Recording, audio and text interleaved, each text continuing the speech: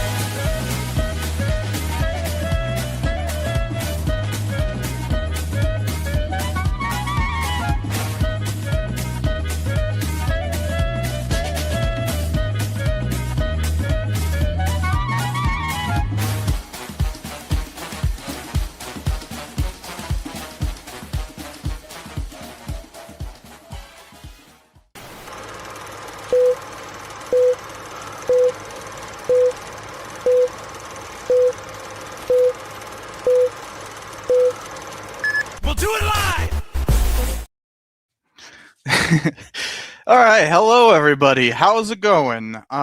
It's been a while since I've done a live stream on my YouTube channel, but I have continued to live stream on my Twitch channel. If anybody wants to check that out, it's twitch.tv/cynicalhistorian. But currently streaming both to YouTube and Twitch. So hello and welcome everyone. This is going to be a bit of a lively one, I think. Also, trying out a new feature, as you can see right here, where it shows the actual comments. So we'll see if that works. Oh, hey, where are you going? And everyone, say hello to King Richard I. Hello there. Hey there, King. Where are you going? You can't go anywhere yet. You have to be introduced.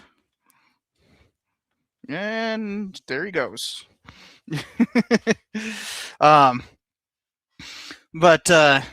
Yeah, so I've been planning this live stream for quite a while and trying to collect like examples of what this administration has labeled woke history and deemed it unsuitable to be in any kind of federal auspices, because the federal government actually does quite a bit of history, and that is going to take up most of this stream. But I also want to talk at the end of the stream about how historians are fighting back in some specific ways.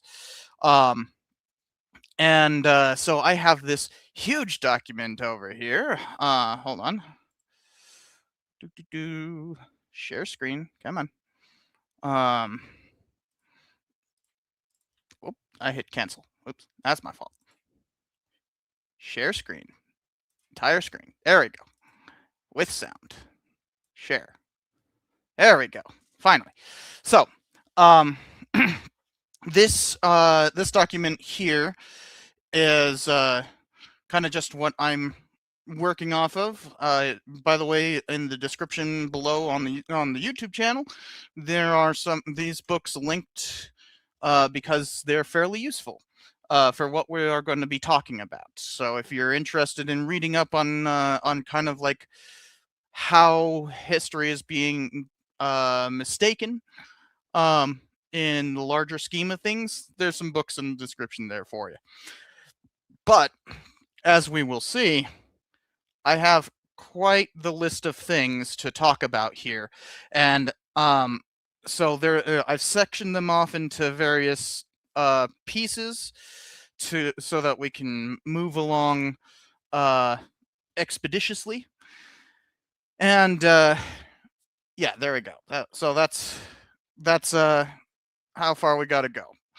While I'm doing this, I will be showing the little banner down here for when I'm on each section. But this is what I'm hoping to do is fill out this little findings section, because each one of these represents a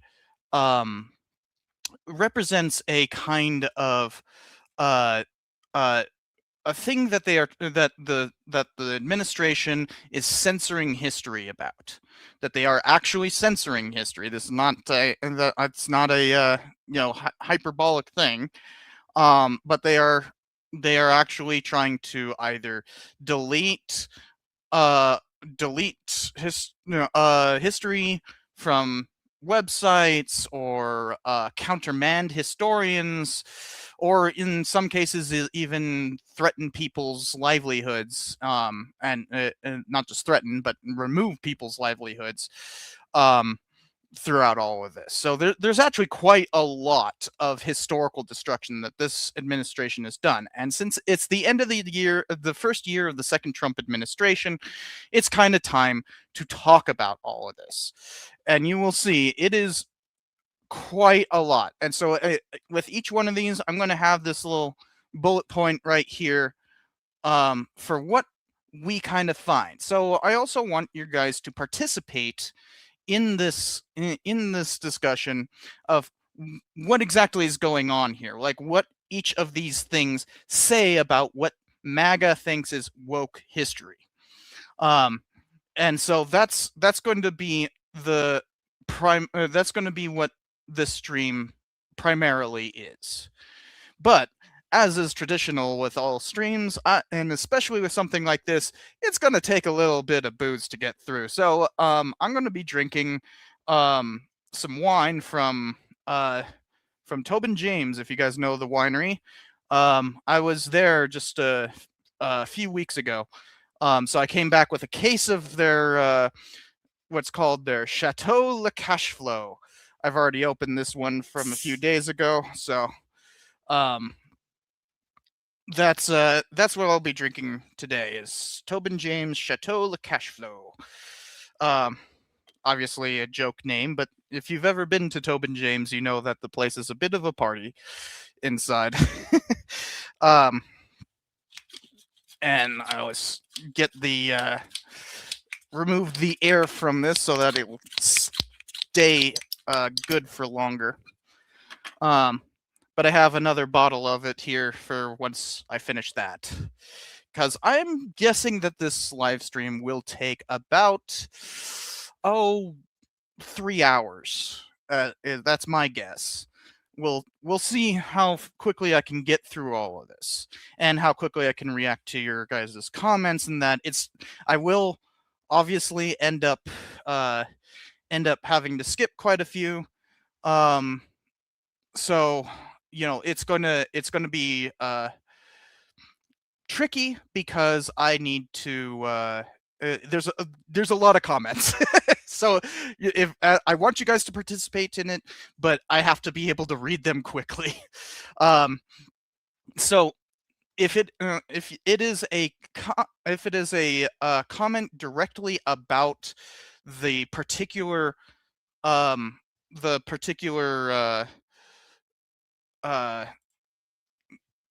of the particulars that I am covering, please put a note at the beginning of your comment of simply just simply just put a note, something along the lines of hashtag interpret, or something along those lines, so that I can catch that you mean that you're directly referring to the interpretation of these events and regulations. Okay, that way I can catch it a little bit more easily as it's scrolling by, because we have a lot to go through, and there's going to be a lot of comments. Is alcohol woke?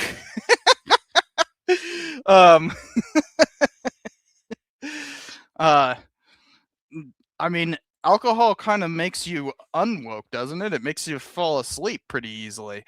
So, I mean, that's the NyQuil. The main thing that makes you drowsy in NyQuil is just the alcohol. So, cheers to that.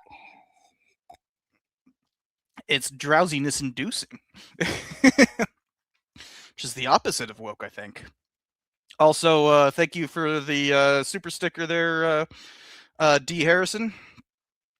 I'll try and prioritize super chats as best I can as we go through all of this. But before I go into any of these, is there anything in terms of the format that you guys have a question about before we start ripping into all of these headlines? And keep in mind, it's typical for me to it's difficult for me to keep up with all the comments because I have to read them all really quick. I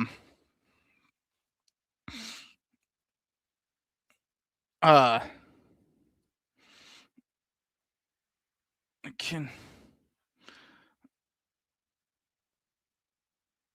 do you count cheers the same as super chats? I don't actually know if that I don't know if that shows up. I don't think I've ever had anybody cheers on Twitch while I've been streaming on through because I'm using a service called StreamYard. And so StreamYard has like it highlights super chats. I hope it does for Twitch, but I don't think it's ever actually happened. So, we'll see. We'll see.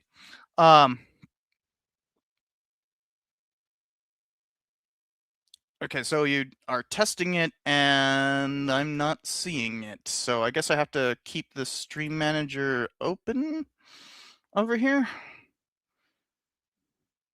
Huh. Yeah, it didn't show up.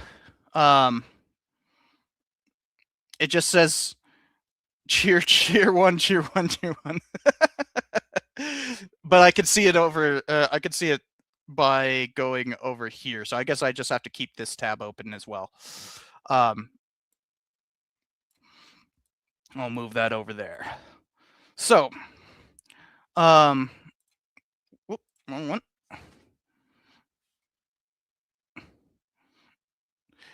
Yeah, and Tommy, it's or Tommy. That looks like a picture of George R. R. Martin.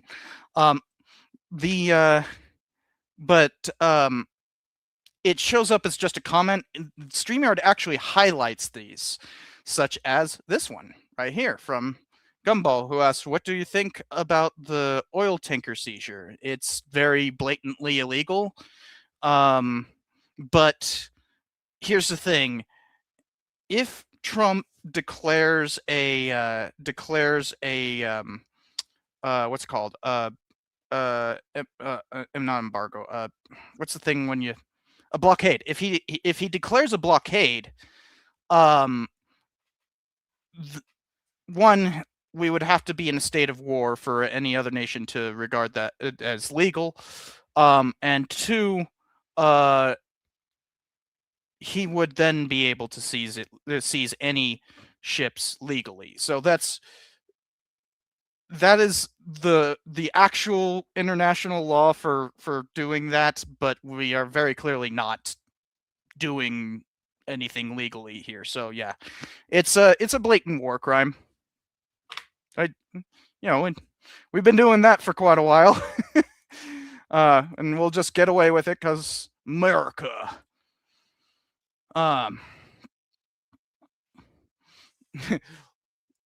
Laws are woke.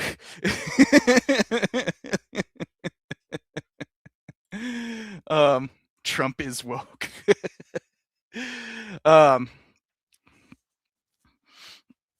Yeah, and by the way, as Helen here points out, Helen is well, she hasn't gotten published yet, but she's well on her way to getting published. So I'll just say she's a pirate historian. And yeah, this is very clearly not piracy, as some people have been claiming. That's just it just isn't. It's a different crime. You could say that it's being what's the word for it? being a corsair or a privateer, but the military cannot be pirates. Like, just pure and simple, that is not possible.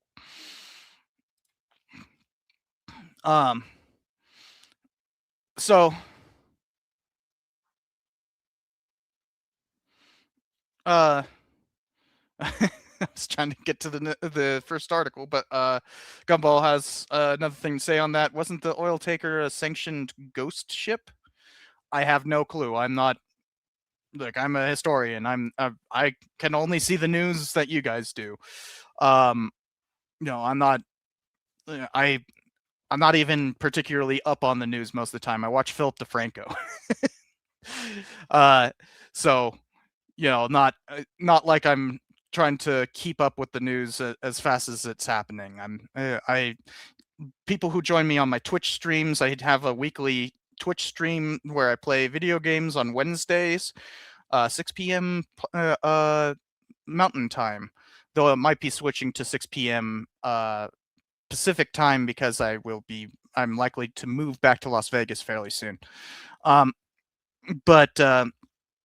Yeah, it happens all the time on there where somebody will comment like, "Did you hear about this? Did you hear about this?" And I'll just be like, and they'll post a link, and then I find out on stream. It happens all the time. Also, whoa, it's already getting warm in here. But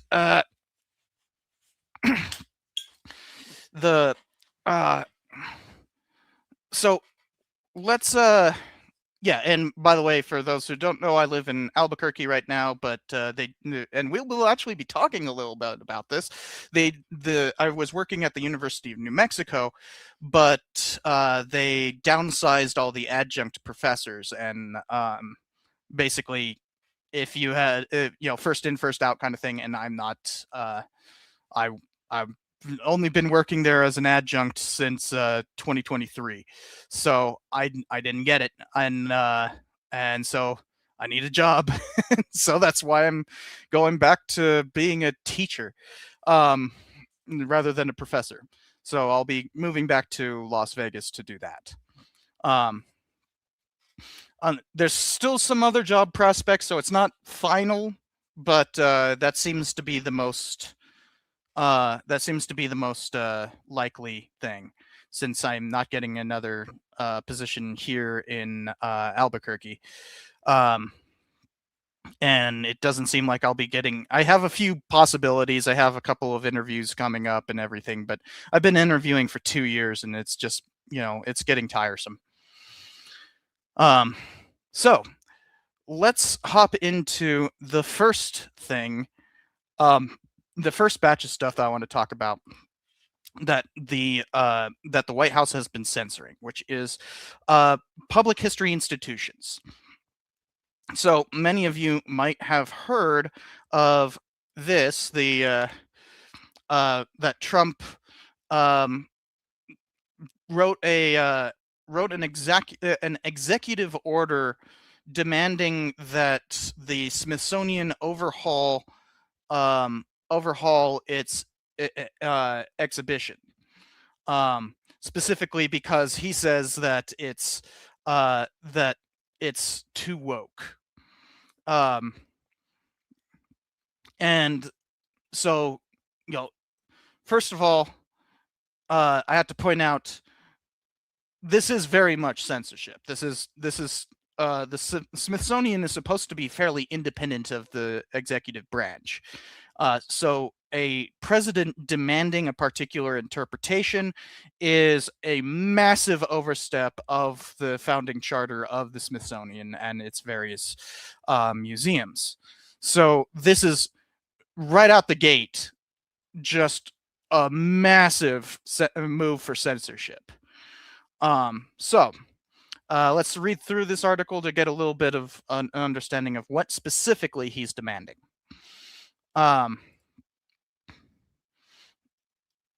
So let me read some of this, and then I will try to catch up with the comments.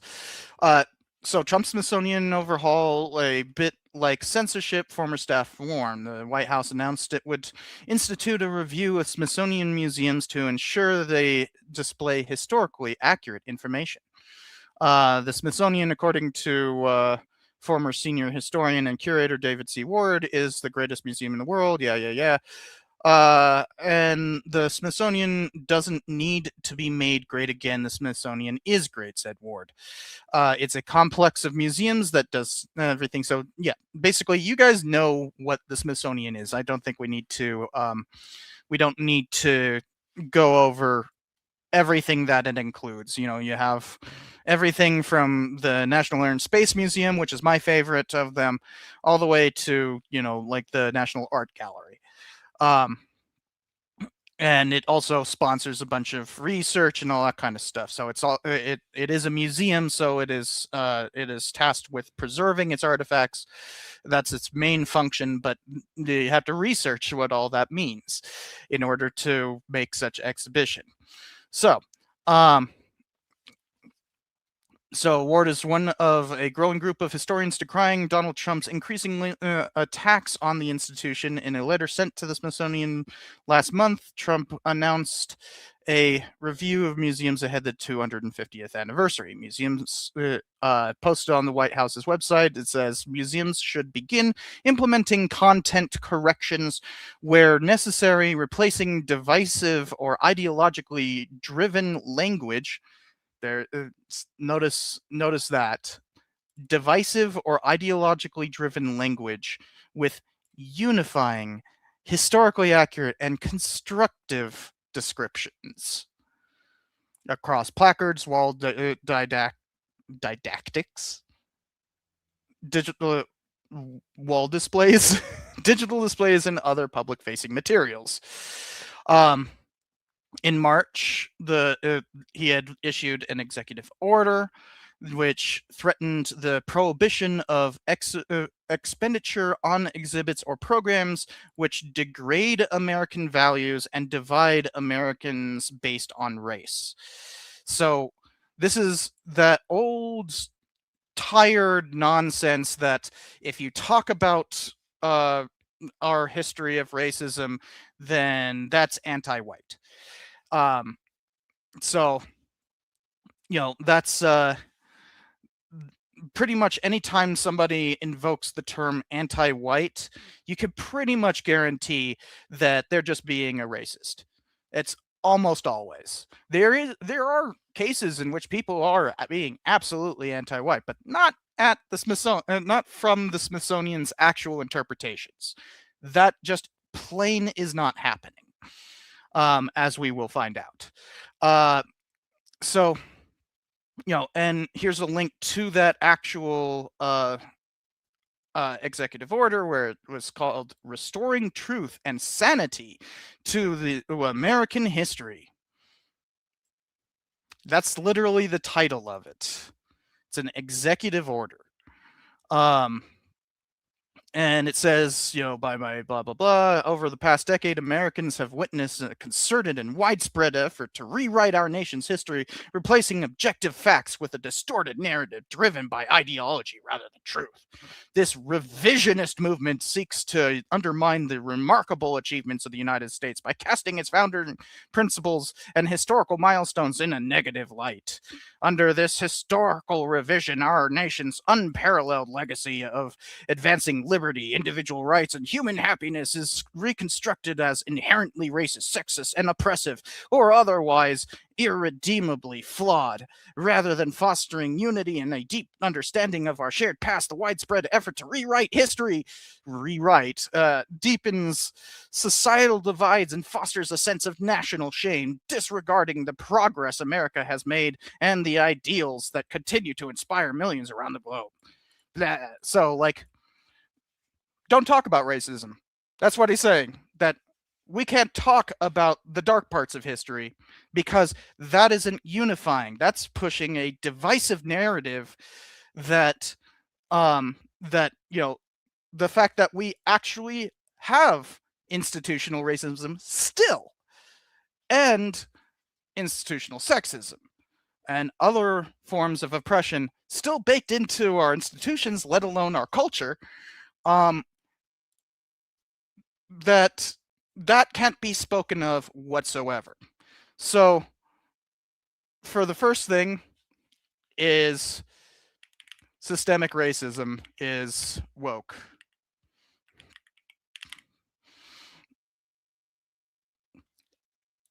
And speaking of oppression whatsoever. So these are the kinds of things I want to find is literally what they consider woke and needs to be censored. They need to literally censor wokeness out of history, because apparently any mention of systemic racism or oppression whatsoever is woke. Okay? So that's what I'm looking for in all this. That's the first example. Now I need to catch up on comments, because there's been quite a lot. Remember to put like hashtag interpret or whatever so that I can find it a lot easier. So I'm just trying to get through all of this.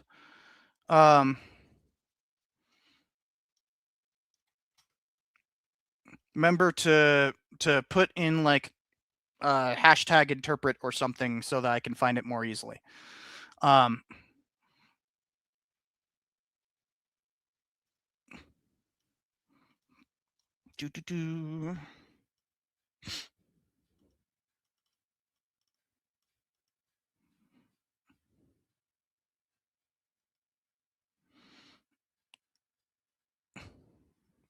And by the way, yeah, exactly here, Wanker Tanker.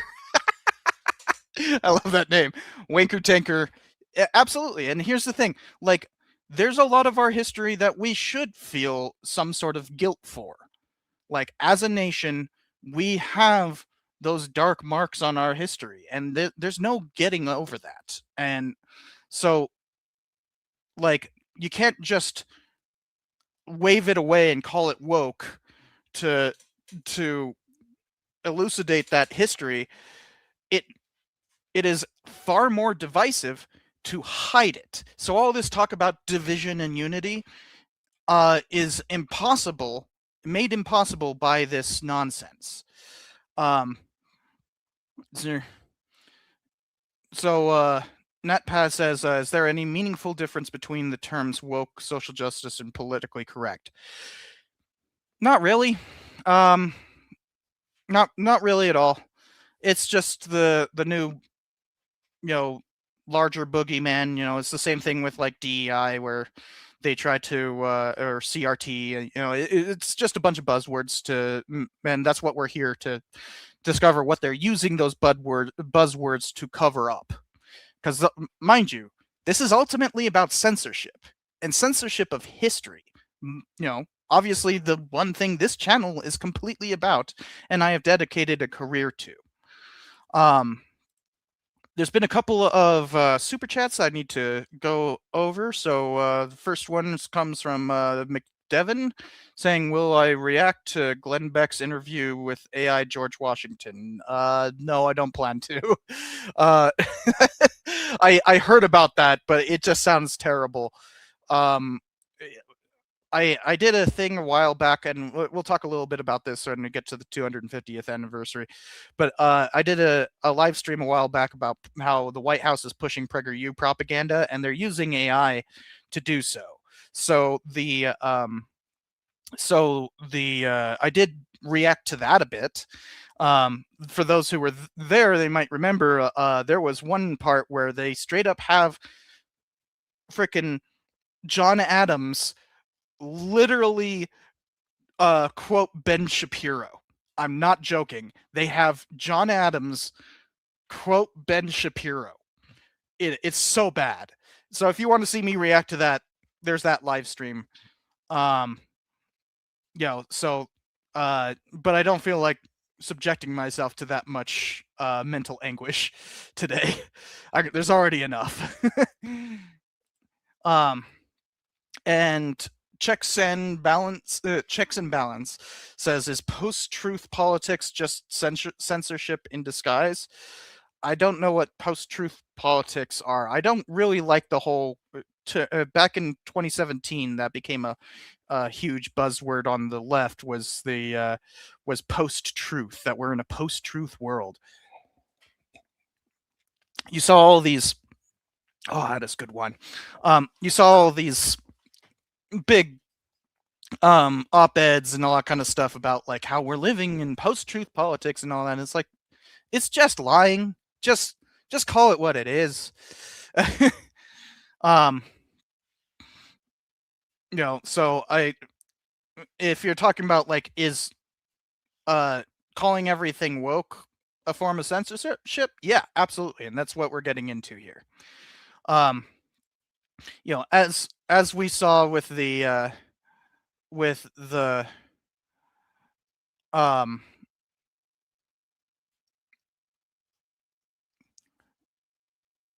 and Yellow Galaxy, is this plain censorship and authoritarian? I think you meant authoritarianism. And like, yeah, you can say that it's authoritarianism. Sure, I mean, Trump is an authoritarian. He's a fascist, like, pure and simple. But like, that's not like, we're not here to talk about like how this relates to the fascist project. I have a book in the description that does talk about how erasing history is very much part of fascism. But like, today we're just talking about the actual erasure, rather than any specifics.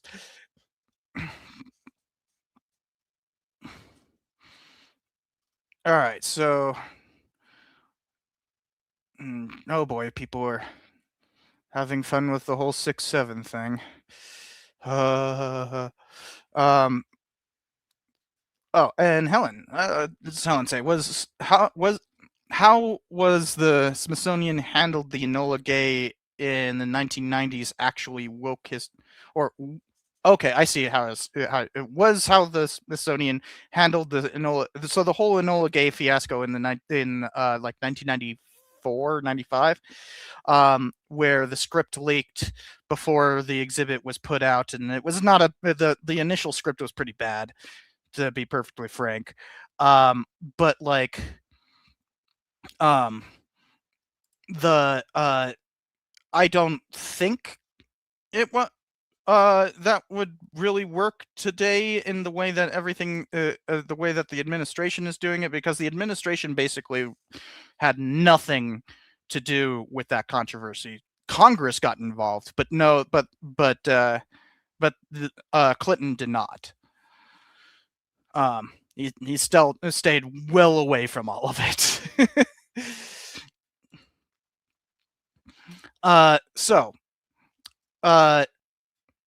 So for the first couple, we have the obvious stuff: any mention of systemic racism or oppression whatsoever is divisive. So after this all kind of blew up, with like these kinds of articles talking about like how he tried to fire the National Portrait Gallery director, and she stepped down on her own because she didn't want to deal with all the nonsense,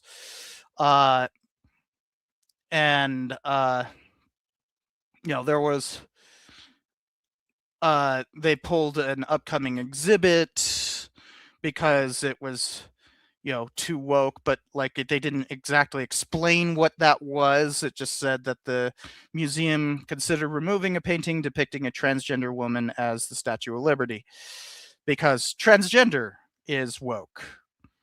All right, well, there we go. There's another one. Transgender. Just the existence of transgender people is woke.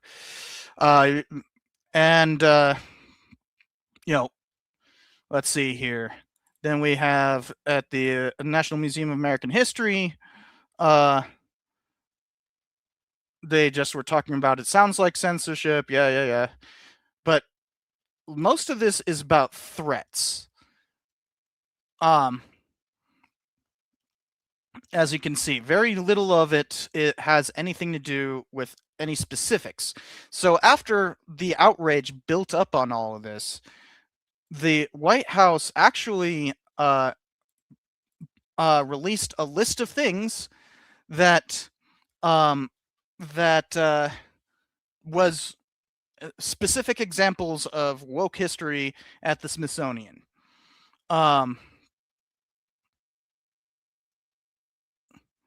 And when was the last time blatant censorship of history happened like this? It happens all the time. I mean, literally, but just not on this scale. It's never been this much of an onslaught. Anyways, this is directly from the White House. This is their actual statement. So, mind you, I already had somebody before I even started live streaming tried to claim that I was straw manning the argument, and it's like, piss off. I'm actually going to read their actual statements. You can't straw man them when you just read what they have to say. So, these are examples of how President Trump is right about the Smithsonian. So, the National Museum of the African American and Culture debuted a series to educate people on a society that privileges white people and whiteness. So-called white dominant culture. So, white people and their traditions, attitudes, and ways of life have been normalized over time. This is actually indisputable fact. So, this is, once again, just systemic racism is woke and cannot be abided by. So once again, they are literally calling for the erasure of history here. There's no ifs, ands, or buts. Here it is in their own words. That the Smithsonian had an exhibit that was showing that the National Museum of the African American, which is obviously going to talk about this, the ways in which white people and their traditions, attitudes, and ways of life have been normalized over time. And so, and how concepts like the nuclear family, work ethic, and intellect as white qualities rooted in racism. Nothing wrong with that. In fact, it's quite accurate to say that. So they're literally just denying history here. That's their first example. Their first example is literally denying history. So next, as part of its campaign to stop being wealthy, pale, and male, the National Portrait Gallery featured choreographed modern dance performance detailing the ramifications of the southern border wall, and commissioned an entire series to examine American portraiture and institutional history through the lens of historical exclusion. So the border now we've already got, in this one, we got systemic racism, the border, I guess, and exclusion, which, we literally have exclusion laws still. Like, come on. Trump even issued more exclusion when he assumed office. So this is just true once again. And we have the American History Museum prominently displays the intersex inclusive progress flag at its entrance, which was also flown alongside the American flag at multiple Smithsonian campuses. So, pride flags are woke. I don't know why this is a problem. Like, why is this a problem? They're complaining that, oh no, they sometimes, oh, never fund the Federalists, by the way. That is a terrible organization. Notice that they're quoting the Federalist here. But the, they're saying that this is promoting homosexuality and maligning the American flag. Like, that somehow maligns the American flag. Hey guys, putting the American flag at the top of the Smithsonian flag, I guess the Smithsonian flag itself is too woke too, because they could actually be saying, like, look, they're maligning they're maligning the pride flag here by making it so that the frickin' Smithsonian is more important than pride. Like, that is actually what that means. If when you hoist flags, whichever one is on top it's literally a hierarchy that you are creating by doing so. So they actually created a hierarchy here where the Smithsonian is more important than gay people. But like the that's just the pride flag itself is woke. According to the actual White House, the pride flag is woke. Like, you can't make this stuff up. They just, this is the actual press release on this. So I'm not straw manning anyone. This is literally their own statement. So the next one, the National Portrait Gallery features art commemorating the act of illegally crossing the inclusive and exclusionary southern border, even making it a finalist for one of its awards. So, talking about people illegally crossing the border, because that doesn't happen, apparently, but we already have that on the list. Apparently, having portraiture that talks about this is now too woke. We have to censor that. Censor the pride flag, censor any discussion of the border or people crossing it, censor the idea that whiteness exists. The National Museum of African Art displayed an exhibit on works of speculative fiction that bring to life an immersive feminist and sacred aquatopia. I don't even know what that means. Inspired by the legend of Drexikia, underwater kingdom populated by children of pregnant women who had been thrown overboard or jumped into the sea during the Middle Passage. Okay.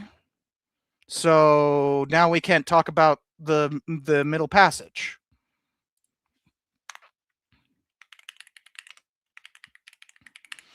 The existence of the Middle Passage is woke, guys.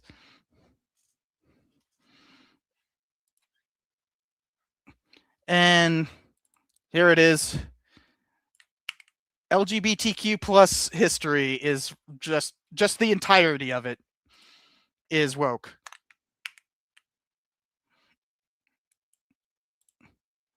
So the National Museum of the American Latino features programming highlighting animated Latinos and Latinas with disabilities, with content from disabled, plus-sized actress and an ambulatory wheelchair. So disabilities are now woke.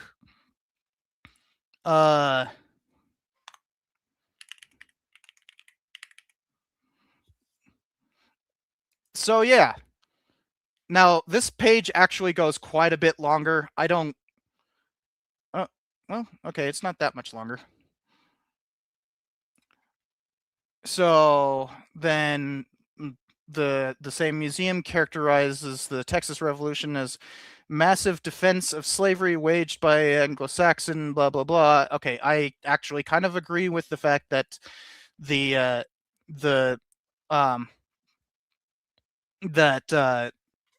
there is this growing narrative that the Texas Revolution was primarily about slavery.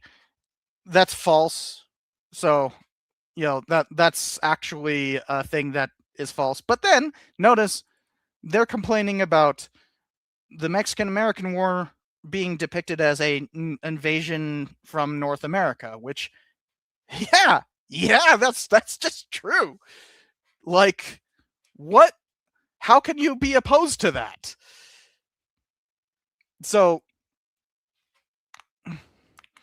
I'll say Texas misinterpretation, or Texas Revolution misinterpretations, and just the Mexican-American War is woke.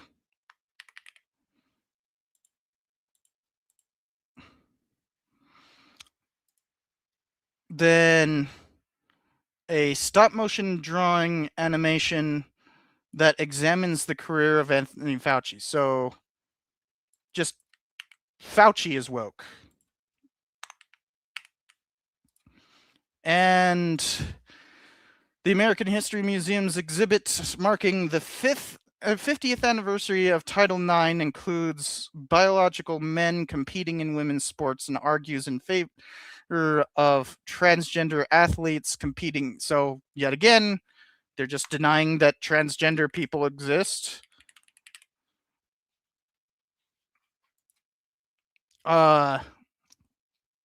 Then the exhibit at the American History Museum depicts migrants watching Independence Day fireworks through an opening on the U.S.-Mexico border wall. So, talking about the prejudice of our frickin' exclusion on the southern border. So, just put prejudice there too. Prejudice and exclusion. And of course, it's about the southern border, so they wouldn't dare frickin' talk about the northern border. Then we have the American History Museum features a display that refers to the founding of America as a profound unsettling of the continent. Which, yeah, that's like, isn't that the point? I don't even know what they're complaining about here. Like, it's a revolution. It's supposed to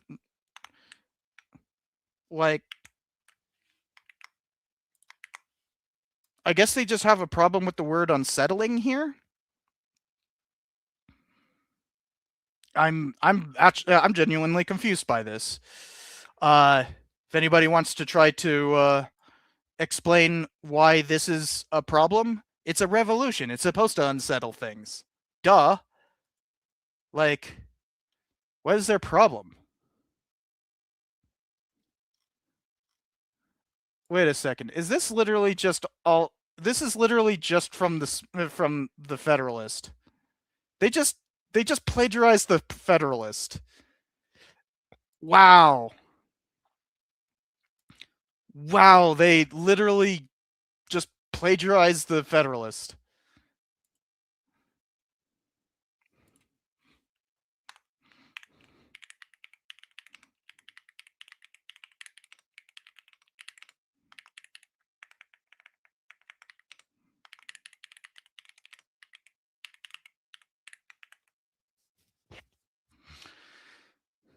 Wow. Like, remember I clicked on this earlier? It's literally the same article. They just plagiarized the Federalist. That's all he did. Oh my god, that's so lazy. So this one is American History Museum exhibit features a depiction of the Statue of Liberty holding a tomato in her right hand instead of a torch, and basket of tomatoes in her left hand instead of a tablet. So tomatoes are woke.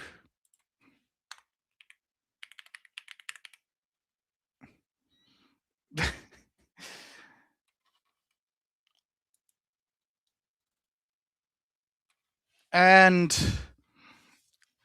finally, we get to the National Museum of the American Latino features an anti-American exhibit, anti-American, that defines Latino history as centuries of victimhood and exploitation. Oh no! The fact that they've actually been discriminated against is somehow woke. So discrimination, which I could probably put as like a, and I didn't even spell it correctly. So, yay! Now we have, all of that just from that one article. Isn't that grand? Now I got to catch up with comments, because I've had at least one super, and remember to put interpret hashtag interpret so I can find it more easily. But we'll first go with the super chat, which says it's from Alex Kunst, who says, or Kunst, did Project 1776 get put into curriculum between Trump's first term and now? No. It wasn't a curriculum. It wasn't possible to be curriculum. It gave no curriculum to do. But we will talk about how that later on in the stream. But not right now. That's for later on. Jumping ahead. So just try to catch up on chat.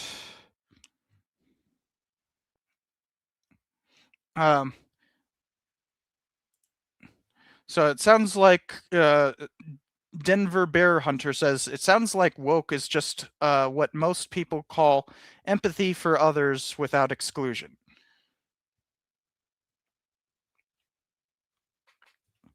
In fact, I'm going to copy that down. I'll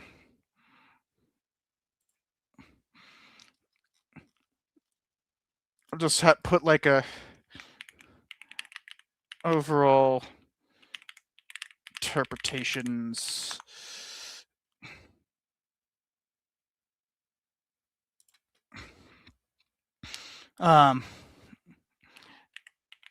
Empathy for others without exclusion. It's a good point. Let me continue trying to read through all of these.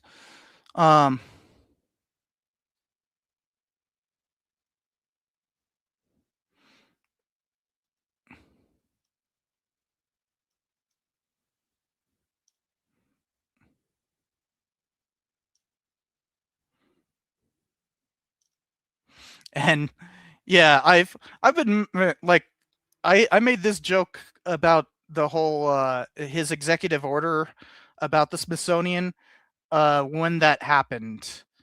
Let me try to find that. I made a joke about that pretty much the day of. Oops. Let me try to find it real quick. So something that you can always do is just go search posts and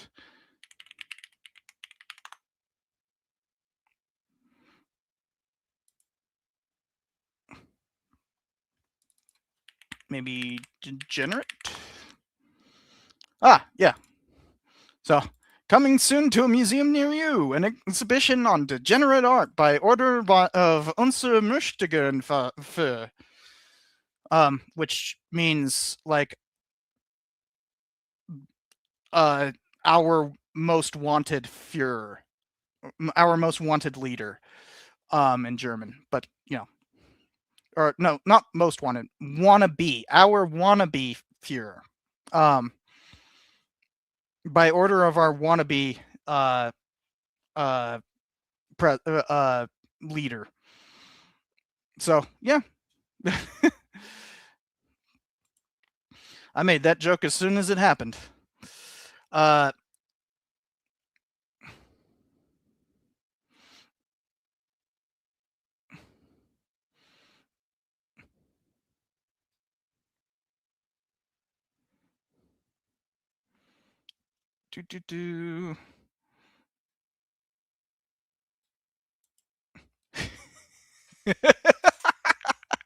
That human being says narcolepsy is a disability, and remember, they labeled disabilities as woke. That narcolepsy is a disability, and it is decidedly the opposite of woke.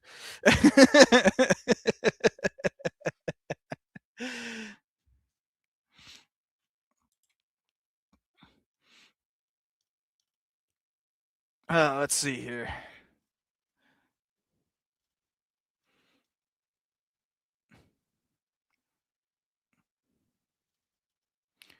Oh boy, there's a lot to catch up on.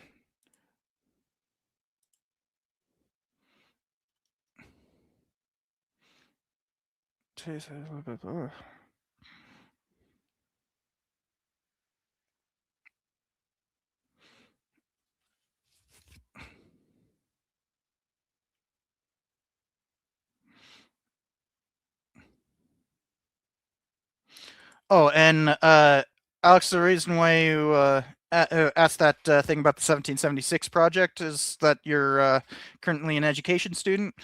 Well, if you go and look at the actual 1776 brochure that was released, I believe, on MLK Day in 2021, just a extra punch in the face.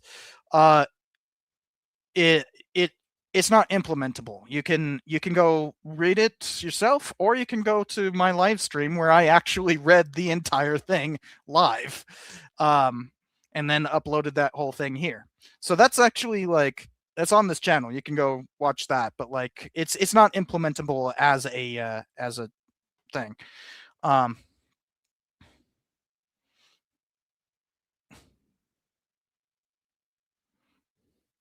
right, so let's go to the next one, the next article, which is Trump's chilling effect on museums from all of this. So realize something that we have to understand about this is the Smithsonian is basically the premier public history institution in the entire United States. So what happens to it has a knock-on effect on down the line. If museum directors find certain topics to be verboten because of all of this, suddenly we will have this chilling effect across the United States, regardless of actual affiliation with the Smithsonian. Now, also, most institutions, most major public history institutions actually have agreements of artifact sharing and research and help in research with the Smithsonian. For instance, my dad's museum back in Clark County, Nevada, the Clark County Museum actually flew the Smithsonian flag from the entrance to the offices because they had such an agreement. Pottery in particular, they were interested in sharing, that was that so understand, this isn't just oh, that's happening over there, we don't have to pay attention to it. It affects the entire public history profession, especially museums. So you will see a chilling effect throughout museums throughout the United States as people become concerned about standing up to this erasure. and will self-censor as a consequence.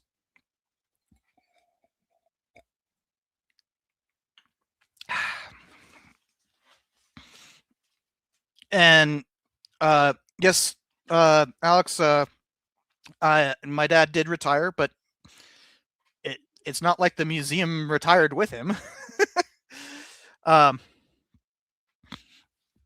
But oh, and thank you there, Maximu or Maximus. Maximus. Thank you. Every little bit helps, especially in keeping this channel afloat, because it has not been doing well views wise. So let's just read the first couple of things, because here we're not gonna really find much of what MAGA calls woke. It's more just I need to show you that this has a knock-on effect.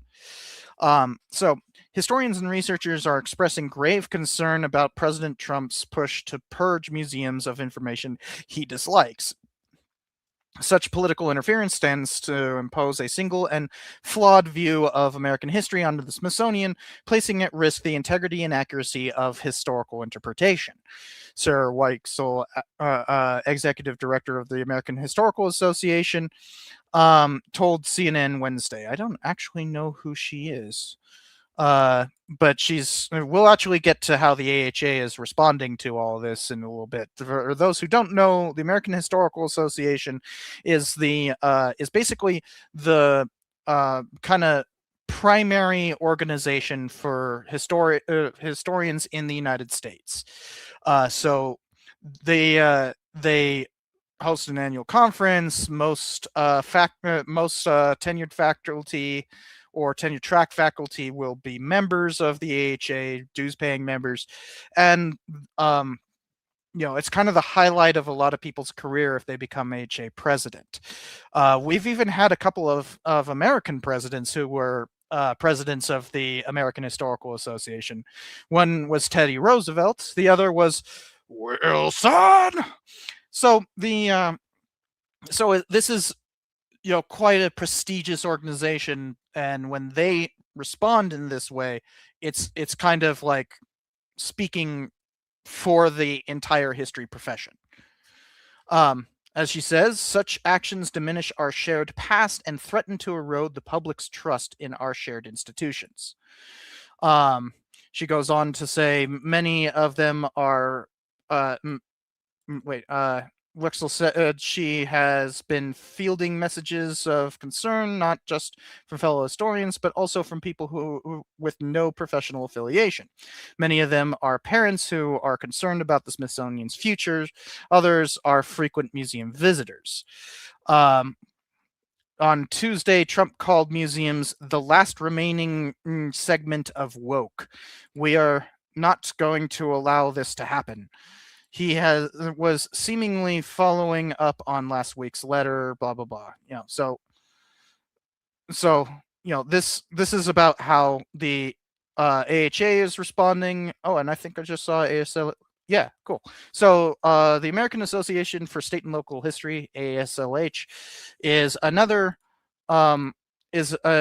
major history institution that is for state and local history. So basically, all the state and local museums will be affiliated with this. This is kind of the public history, the kind of major public history thing for state and local history, as the name says. I've been to AASLH, although I haven't been to AASLH, their conference. Although I haven't been to AASLH as a historian, I went there as a child. But I just got dragged to it once. My father was, I believe, a director of the. I don't think he was president of AASLH, but I believe he was director of AASLH, which are two different positions. That this onslaught is and this is just an official statement from the ASLH saying that it delegitimizes the work of the history field and robs the public of its ability to learn from the past. Censoring and manipulating content to fit a predetermined triumphalist narrative is the antithesis of historical practice and a disservice to us all. I don't think anybody could say it better there.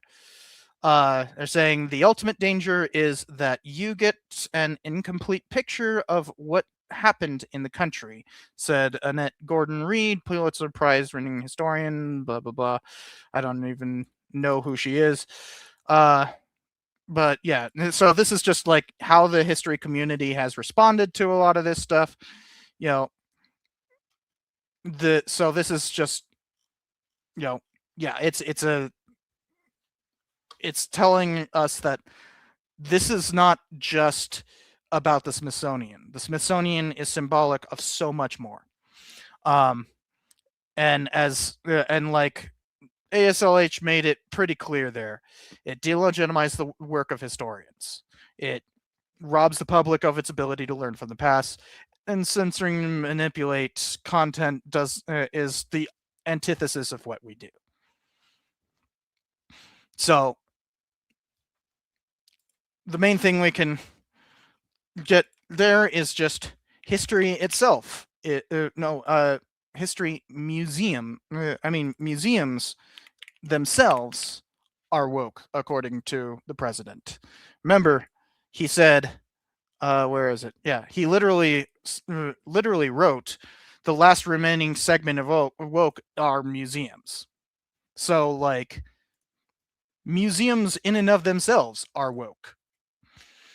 So the next one we'll get to national parks. So the president normally shouldn't have anything to do with interpretation at national parks. That should be to that is ultimately to each park and its employees. But he has reached down far below his level to try to steer stuff away there.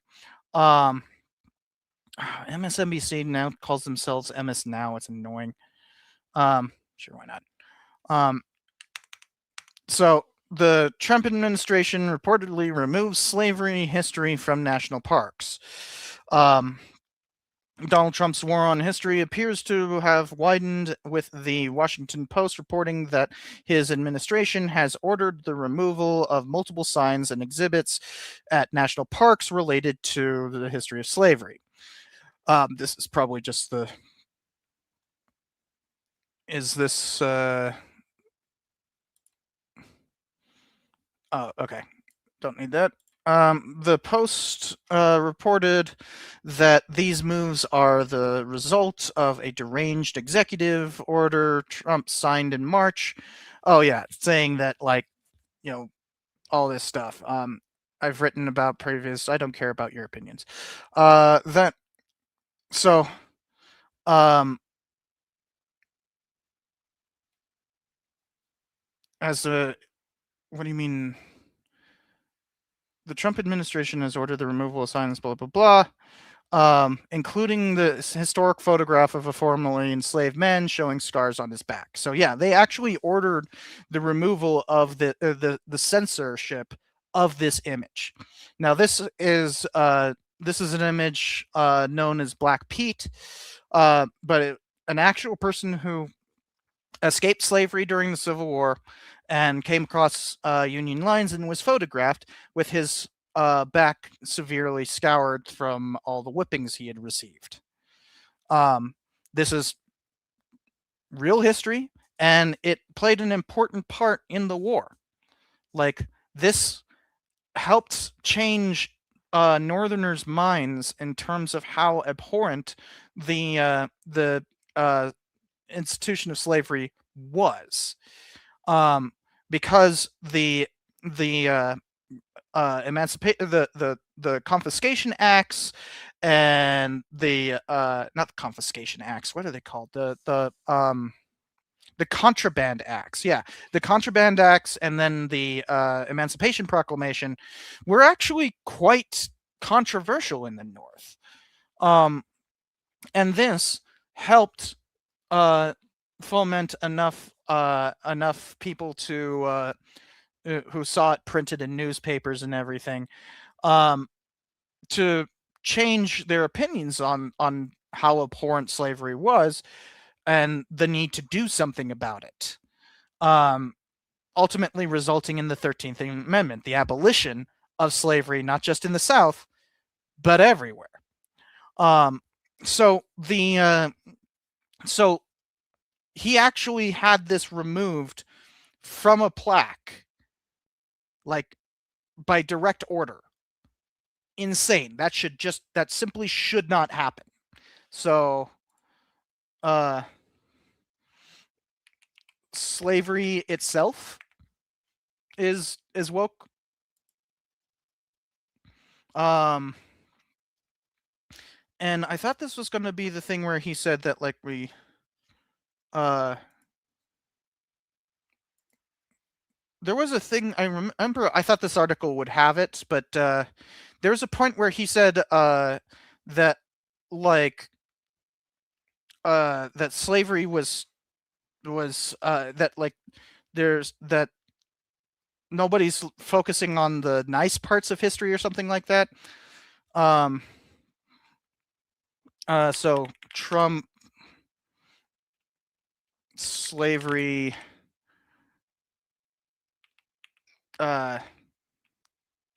nice, I guess. I'm gonna go to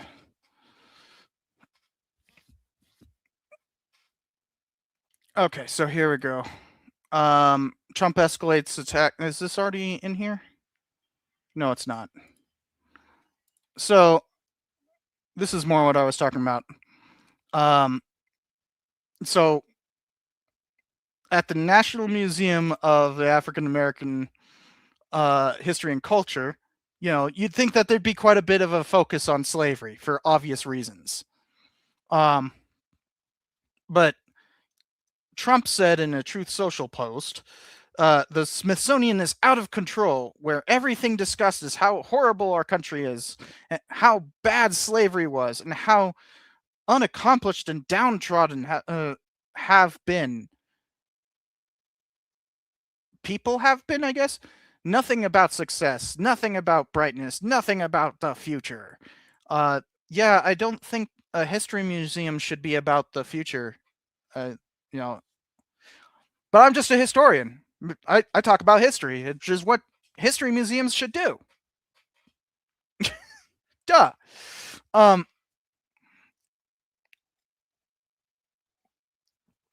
So, yeah, just slavery itself. I guess I have to put that here. So slavery itself is woke now. All right. Let me catch up on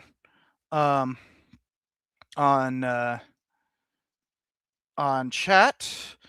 Reminder that that to put like hashtag interpret or something along those lines if you're trying to make a statement about like how to interpret these policies, you know, and how to interpret what they're calling woke. So first I'll go to the super chats, which we have My Squeezing Arm says, thank you for preserving history facts as institutions falter. My role is different, but we will get through this together. Stay strong, stay safe. And thank you, My Squeezing Arm. Yeah, it is deeply concerning what all this is, and you know, and I will be going over how historians have been fighting back. But we got to get through all of this. Remember to put the little hashtag interpret if you want me to see it as part of the interpretation here.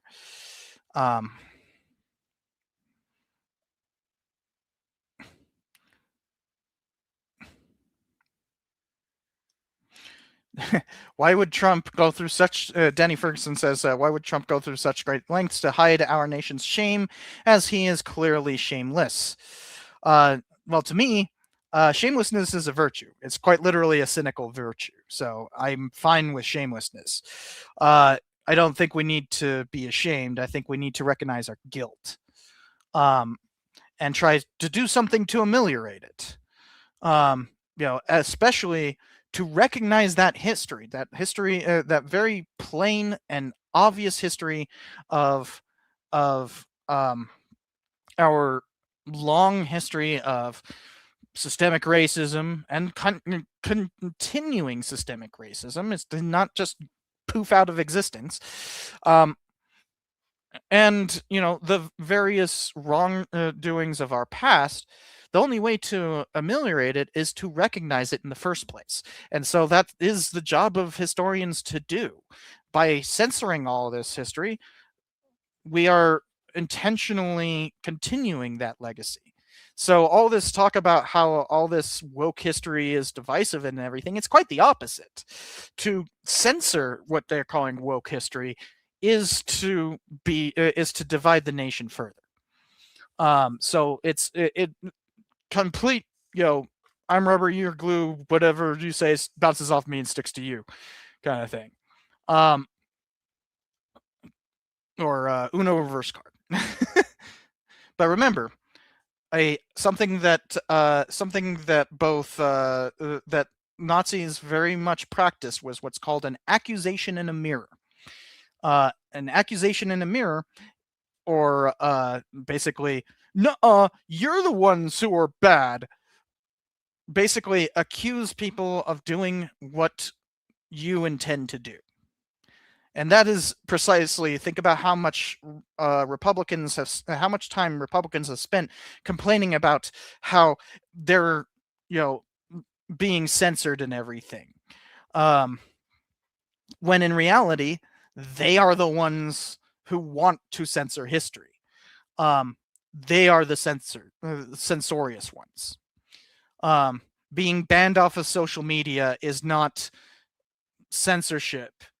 It's housekeeping.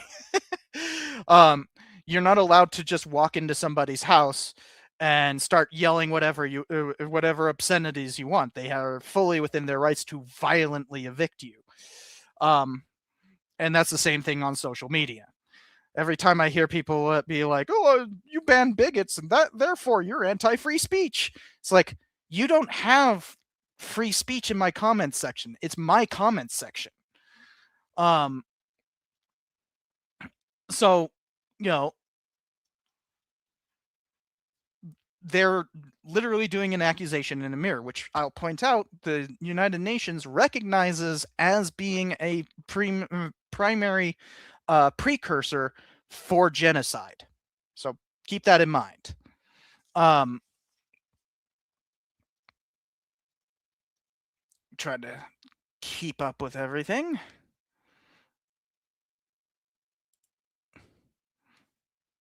That's actually kind of an interesting point there, Zanero slur? Zanero slur. The problem with the way that YouTube has implemented the whole tag feature here is that, like, I'm sure that actually has like spaces in your actual username, but I only see the at thing, which combines it all and makes it impossible to know like how that's supposed to be said. Anyways, so like, you got a good point here where I had just written down like that slavery is, but it's, that's showing that showing slavery is wrong. That is woke, according to the president. That we can't talk about that. It's too much. Oh no, slavery is wrong. How dare you? But like, that is actually what they're saying. So you make a good point there. There we go.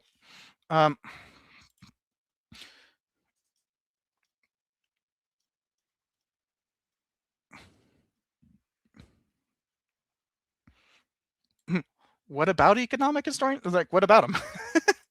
um,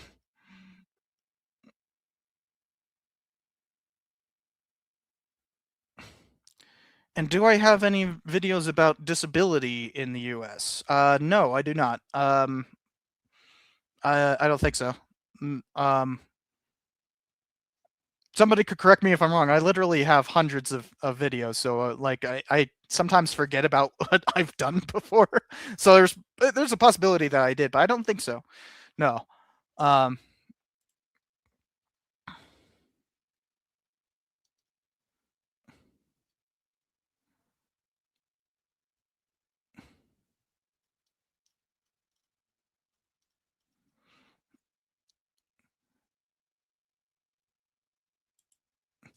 So Kenny Selman says it's not that slavery dehumanized the enslaved; it's also dehumanize everyone in the system. Sure, but we're not talking about the actual system of slavery and how it worked. We're talking about how MAGA wants any mention of it censored.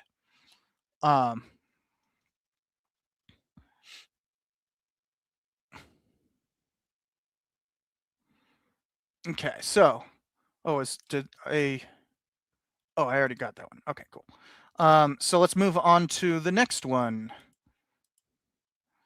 where Trump is actually firing historians. So Trump is in fact firing historians because he decided that they are too woke. So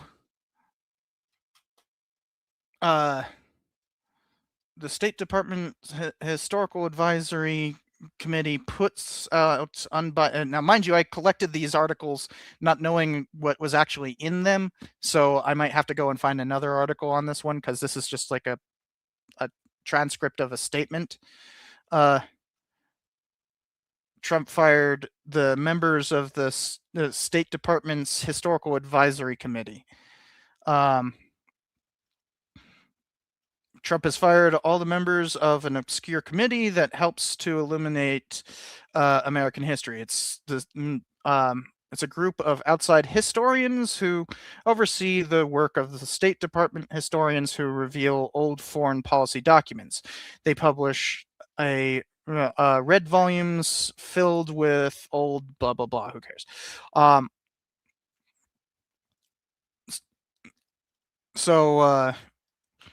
So basically, Trump fired an advisory committee of historians. So this is directly impacting historians. That he is just throwing them away. He doesn't think that outside historians should be allowed to work in here. So, and this is part of his whole Restoring Truth and Sanity initiative. So, once again, advice is woke. That's all I could get from that. I don't think we need to go too deep into this one. It's just one advisory committee that he fired. Okay. Technically, the president has the power to do that, but the fact that he's complaining that they even are advising, it's kind of the way that he went after all the what's it called? The investigator generals. Yeah, he illegally fired a bunch of investigator generals, and tried to say that they were that their oversight was not needed. So literally the people who were in charge of investigating corruption and fraud, he said that they shouldn't be around. So this is kind of the same deal, part of the same tact. Is, you don't have the right to advise me on history. No. So once again, this one's pretty cut and dry. Just advice is unwelcome from historians. I should probably say historians' advice. All right, so since that was so quick, let me let me catch up with comments. Blah blah blah. There's a lot. Then we shall see. So firing historians isn't just a U.S. issue; it's happening worldwide. Sure, yeah, it's. I mean, that's a thing, but like, it's. We're talking about a. We're talking about the fact that he's firing historians because they're advisors. Like, he literally fired historians because they're advisors. That's inordinately bad. And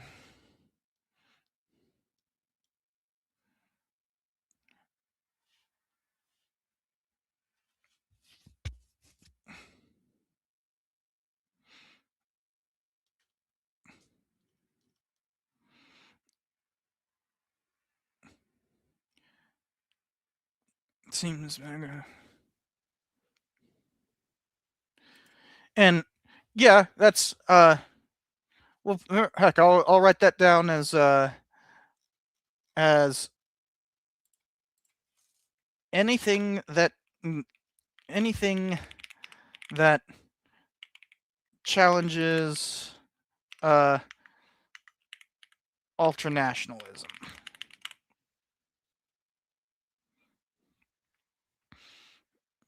Because yeah, that is an overall interpretation of this thus far. So let's go to the next one. From the LA Times, it's Trump has big plans for America's next birthday, and historians have questions. So this I'm not going to go too deep into, because I did an entire live stream on what they're doing with this, somewhat specifically focused on PragerU. They are actually there's exhibits in the Eisenhower building right now, made with AI from PragerU, because PragerU has their own AI now, of course. You can't grift without AI these days.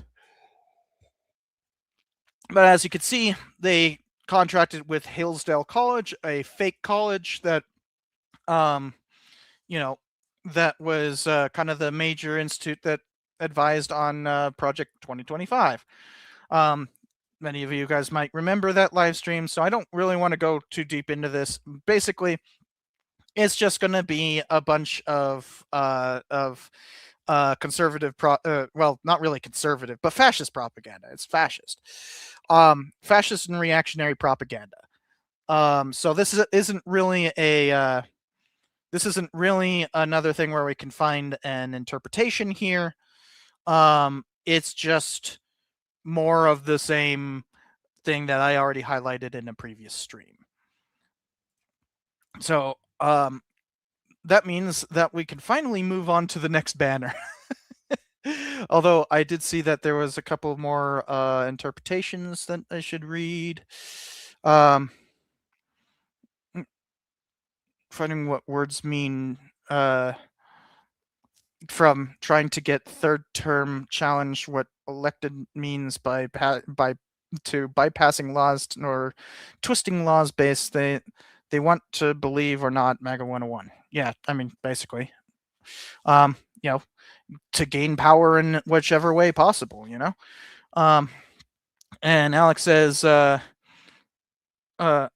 or just anything I don't like is woke. I mean, yeah, it's basically that.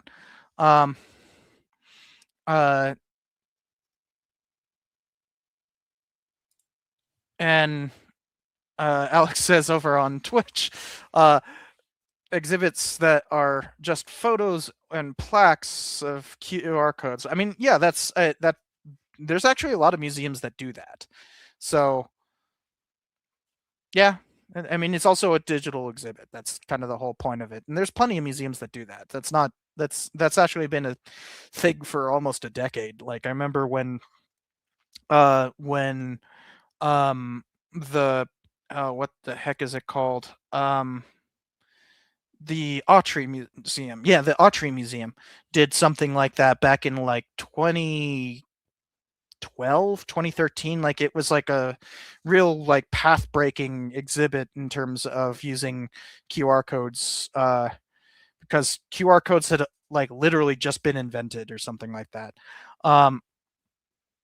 And you had to like download an app and everything to use it. So like this is something that's been around for over a decade, and it's well accepted as exhibits. Oh, and we have a super chat. Thank you, Alex Kunst. Between the two cynical strawmen, which is my favorite? The to act is I like to act out the tanky character, Comrade Cheka, the cynical proletarian, CCCP, if you know what that is.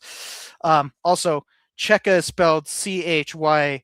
If you know, if you take away that H, if you know Russian,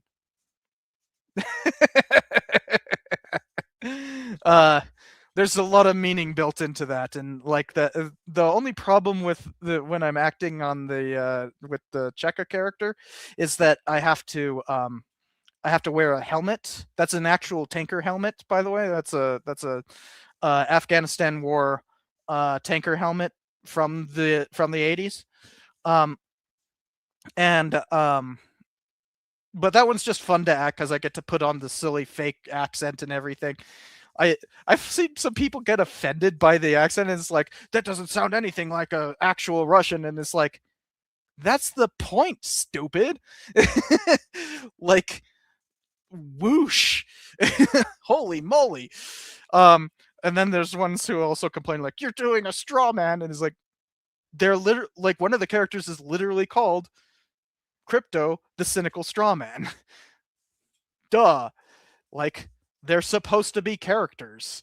But in terms of the one that I like the most in terms of as a foil, is Crypto, because like he like I often find like the most recent use of it in the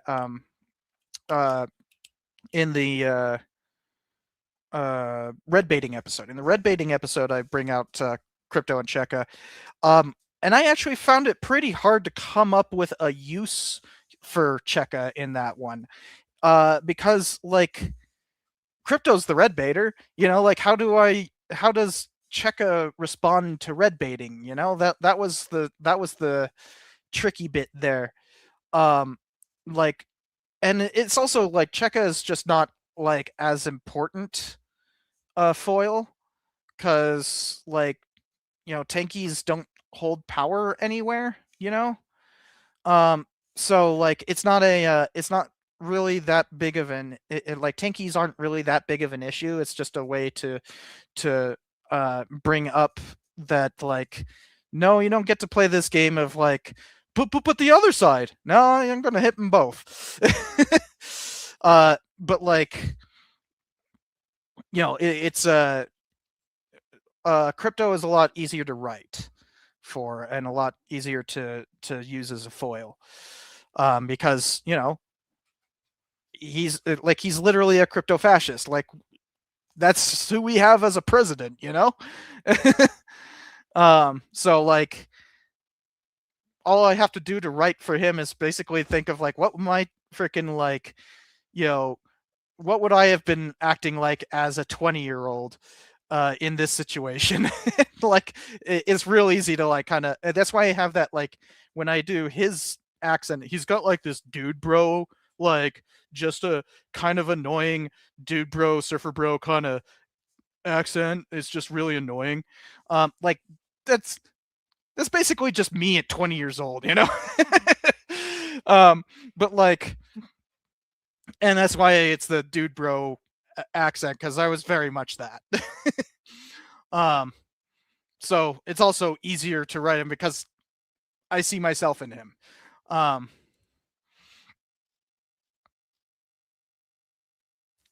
So, hold on. There's um,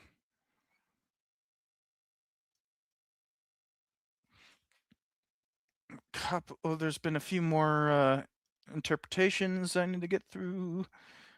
Do.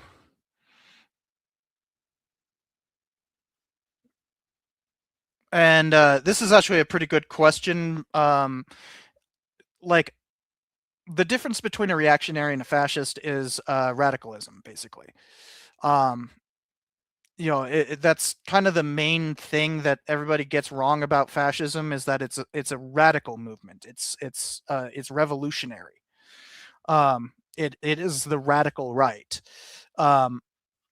It's got most reactionaries you could count as being basically all of them you can count as nationalist, and many might be authoritarian as well. But like, you need that three-part combo of radical, ultranationalist, authoritarianism. Without that combo, it's not fascist. So until you get to that radicalism, that they want to remake America, to basically impose their own complete change over the entire country, from the individual on up, ultranationalism, and impose an authoritarian rule that will maintain that kind of definition. Yeah, that's fascism.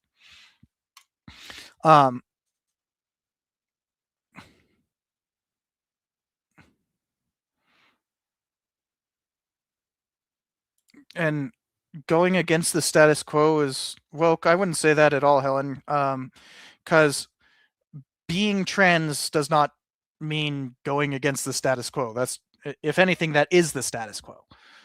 Like, that is the status quo is that, like, transgender people exist. Denying that they exist is going backwards. And yeah, so like, it's not. I think you're missing what the status quo is there. So the next thing that I want to talk about is the military, because we have seen some very specific. The military is a very important part of public history. For the longest time, up until basically the 1970s, there were basically only like three types of history. You had like military history, political history, and economic history, right? Those were like the three types. Social and cultural history came about in the 60s, 50s and 60s, and didn't really become particularly popular until the 70s and 80s. So those are kind of the five types of well, there's intellectual history too. I'm forgetting intellectual history. But like, socio-cultural stuff was, not really a major part of what the history profession until that point. So that means that the military has a huge influence on the growth of the profession. And even today, the military still employs a huge number of historians, a gargantuan amount of historians. Basically, every base has its own historian. Every division has its own historian. Some battalions have their own historians. So you can have several historians working on one base. So you have unit historians, base historians, and then there's the historians who work for the Pentagon as basically interpreters. There's a lot of historians who are employed as as we saw with the advisory board for the State Department. Every department has like a group of historians that they employ for advice. because how do you know how to deal with what is going on without knowing what has happened? And so that's what those historians are for. So there's an absolutely huge amount of historians who are employed by the military. They also the military also is really important in terms of putting out history through those historians. I almost got employed as a I won't say which university, but one of the military's universities, but specifically not as a professor, but as a documentarian. So I would have literally been a propagandist if I got that job. Like that is like definitionally propaganda. So that would have been pretty cool getting to be a propagandist. But like, but they were hiring PhD historians to make documentaries. So like that's a thing too. So like, and there's so much more than I can even speak to right now, but like if I become a public history professor, like I will have an entire week I will have an entire week of my class devoted to talking about military history. So it's very important.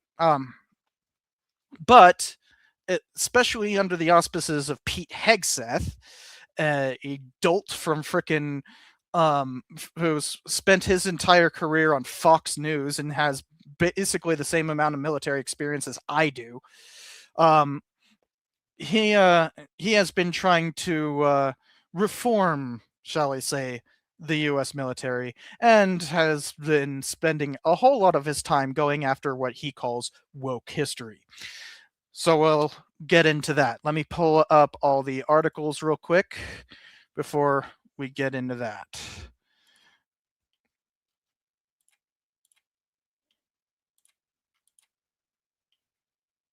And by the way, on the little banner down below here, each of these little points corresponds to an article that I'm pulling up right now. Oh boy, one of them is Washington Post. Hope I don't have to go around the paywall.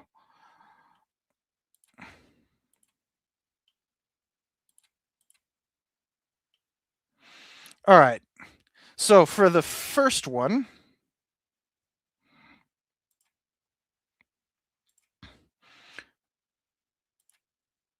the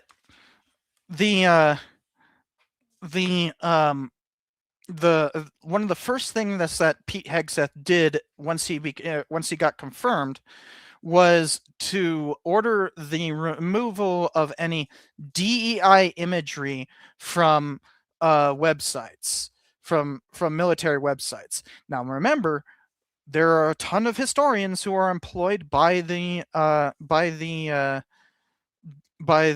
Department of Defense, and they put out history, right? So guess what? A bunch of history got flagged as DEI, and purged from the system. Most notably, the Enola Gay. All images of the Enola Gay were purged. Now they said that this was accidental, but can you guess how they would accidentally remove the image of the Enola Gay?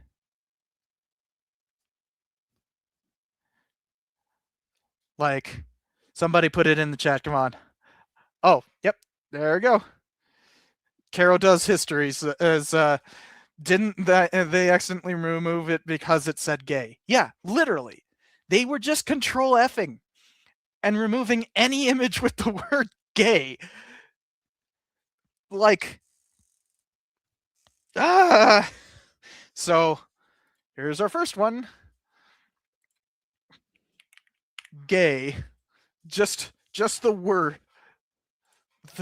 The word gay.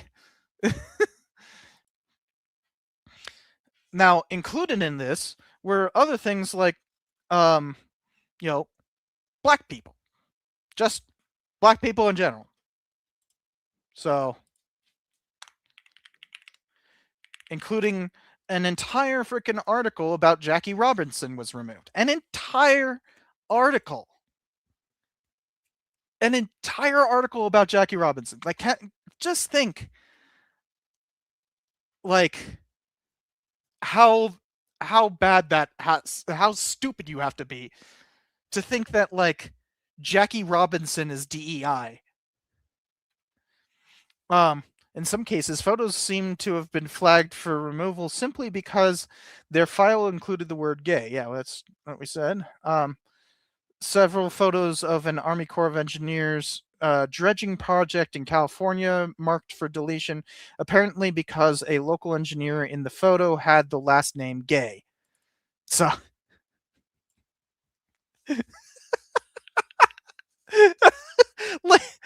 like this is just, they literally just Control F'd the word gay. Tuskegee Airmen are once again black people. Black people, just their mere existence is woke. Removed the Air Force briefly removed a new recruit training courses that included videos about the Tuskegee Airmen, because black people. In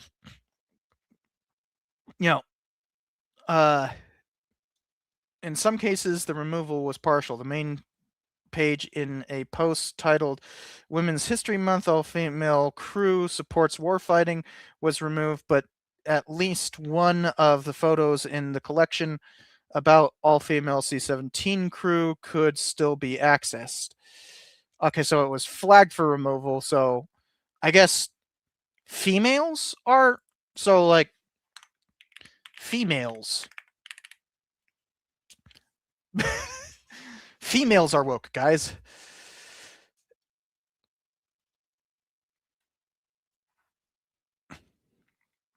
And, yeah, so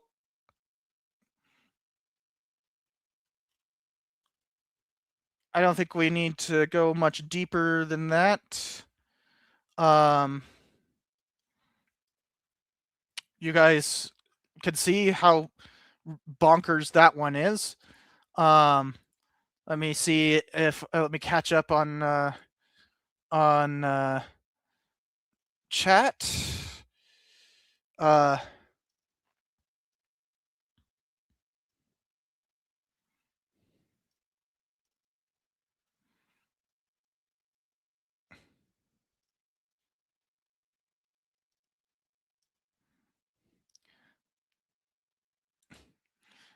The lack of spine from us as cause from pardoning Nixon to GOP letter to Iran saying we would rip up treaties to January 6, all no real consequences, emboldening GOP each time. I guess I don't see how that has to do with interpretation there. We're talking about when it's Department of War now. No, it's not. Congress actually has to change that. It's not the Department of War.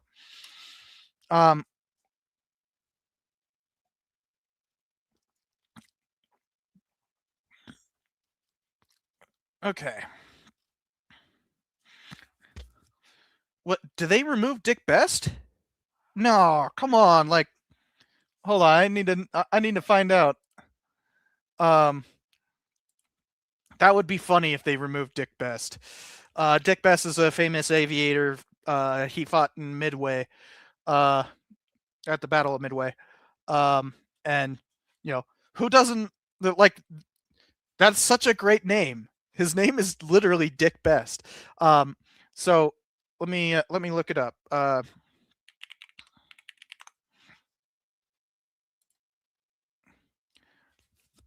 So I'm not seeing anything here in the news.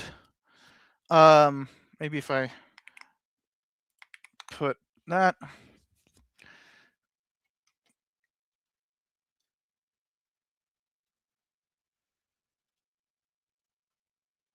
Yeah, I'm not seeing anything.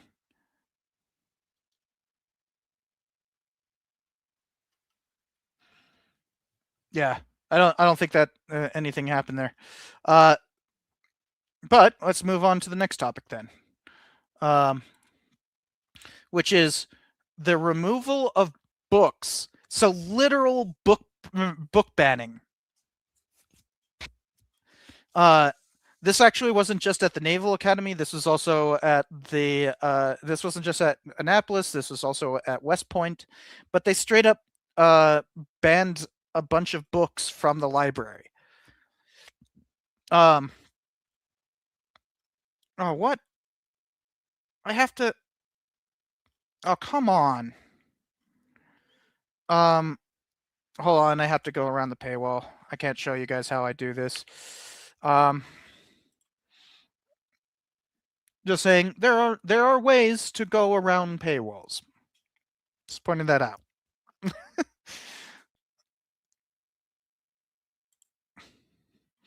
You could even perhaps look up a place that says bye-bye paywall. Not going to say what that is, but you can figure it out on your own.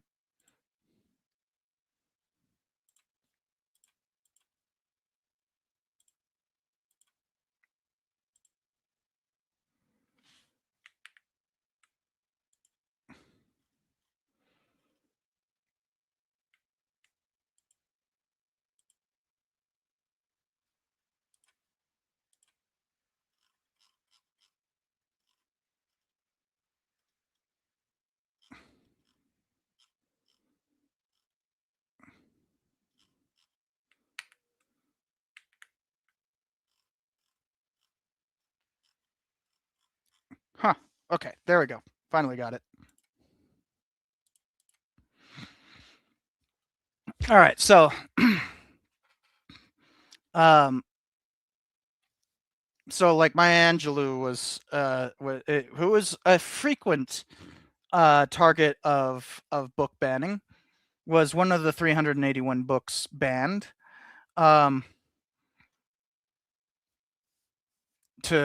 Trump has zeroed in on military academies to root out so-called wokeness. Whoa, not what I wanted. Stop.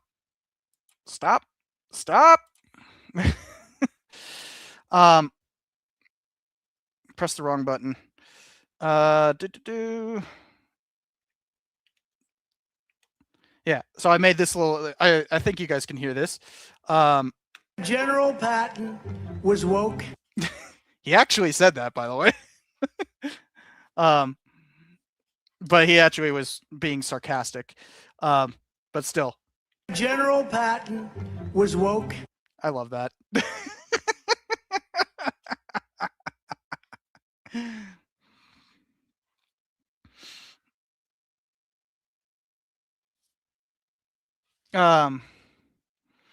The hundreds of books removed from the Maryland Library included Janet Jacobs' Memorializing the Holocaust, which explores the representation of gender in the Holocaust memorialization. Our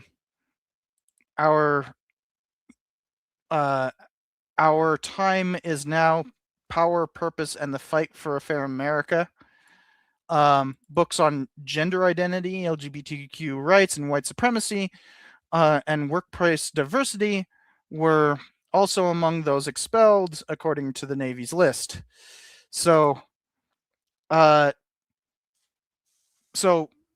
books on LGBT, books about marginalized people. That's about what it is. Books about I'll say marginalization. Marginalization. How do you spell that? I think I spelled that correctly.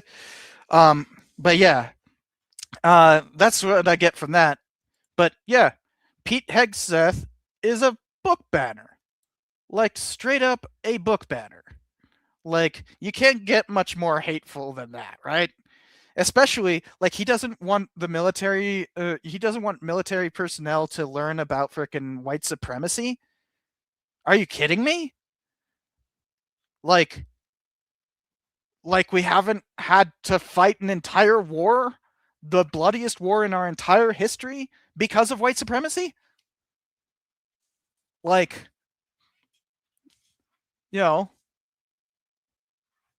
think a little bit about like what the implications of that are. That he literally doesn't want people to learn about the actual causes of the Civil War. And we'll find out in just a second that he actually is a lost causer. He straight up is. So, hold on. Let me catch up on chat.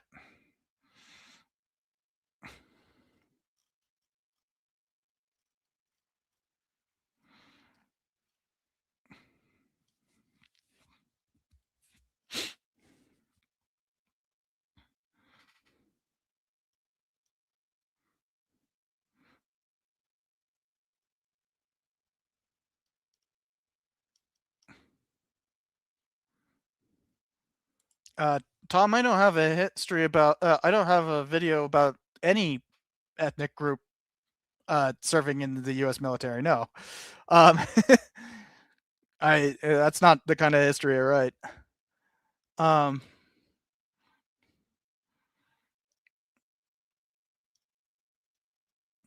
do have a history of American veterans, though.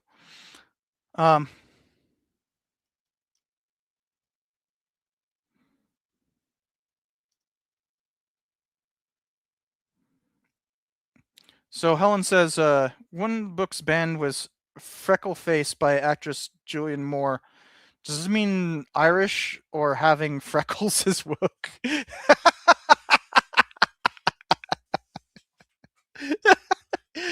I don't know. Like, why even ban that? Like what?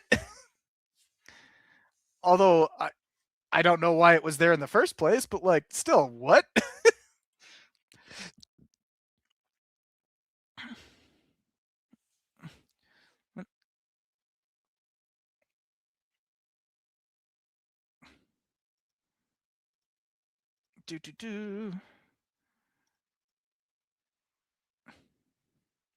And yeah, Yellow Galaxy, you're it's a good thing that you point that out. It is true that the first books that Nazis went after was the books at the Institute for Sexual Research or something like that. It was literally the first place that offered transgender surgery.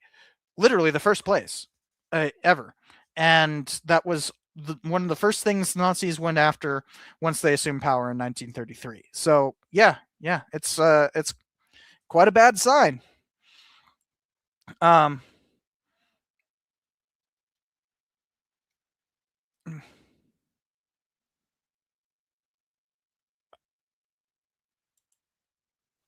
don't know what Zane Rossler is or service. Like this, are you saying that like that Hegseth is banning these books because he doesn't want them to be literate? That doesn't really stack up. No pun intended.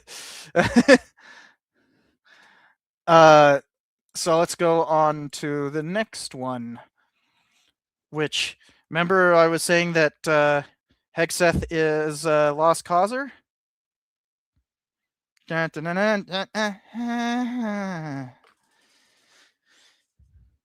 Yeah, he's literally a lost causer. So this Confederate memorial, which I'll point out, do you know who installed this Confederate memorial in Arlington Cemetery? Does anybody remember who installed that? I guess I should be pointing over here. The screen's actually over here for me, but like, I guess I got to put. But does anybody remember who authorized and spoke at the placement of that particular statue? Yes, it's oh, you weren't the first one. That would be you. Got it right first. Single tona. Yes, it was Wilson. No joke. This is Woodrow Wilson's legacy right here. And frickin'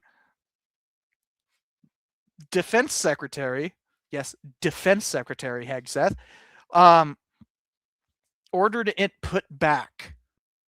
Now, if you don't know about this particular statue, it's horrendous. It shows like, first of all, we shouldn't have Confederate memorials at Arlington whatsoever. They're traitors. We don't honor. You do not honor traitors in a national memorial, in a national cemetery. Pure and simple. But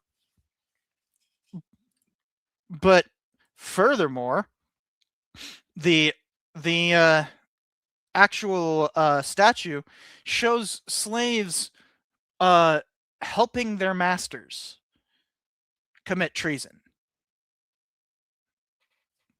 and like being grateful about it and everything. So it's not just a Confederate memorial, it's extremely racist. So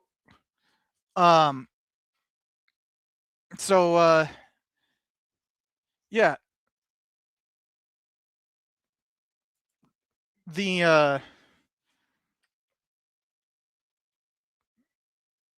opposition to racist treason is woke now.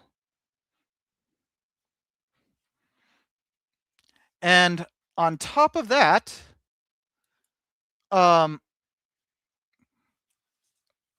Pete Hegseth brought back, I might have to go around the paywall on this one too. Oh no, I got, okay, I have the gift article, good. So Hegseth, this, oddly enough, this is actually something that Trump did in his first term, was get the process started on removing Confederate names from American bases. Places like Fort Bragg is the most popular one, or Fort Hood is another one. But like Braxton Bragg was a freaking traitor to this nation, and should not be given, should not be rendered any honors by having a base named after him. Pure and simple.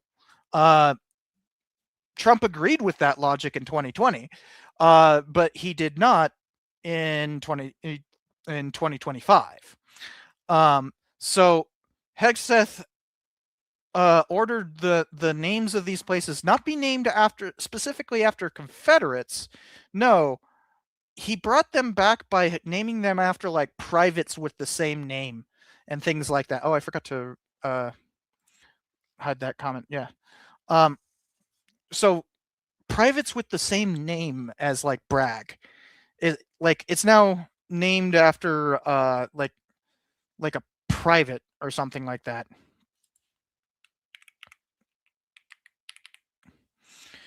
So it's now named after Private First Class Roland Bragg, a World War II paratrooper with a Silver Star. You can see what he's doing there, right? So that's pretty abhorrent. Like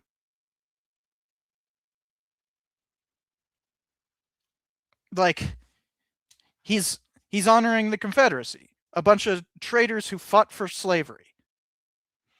Like, there's no ifs, ands, or buts about that. It just is. It's true. You say otherwise, you're a lost causer. You are a bigot. Congratulations. Pete Hegseth is a bigot. Ta-da! In doing so, he made himself a bigot. But it goes deeper. It goes deeper.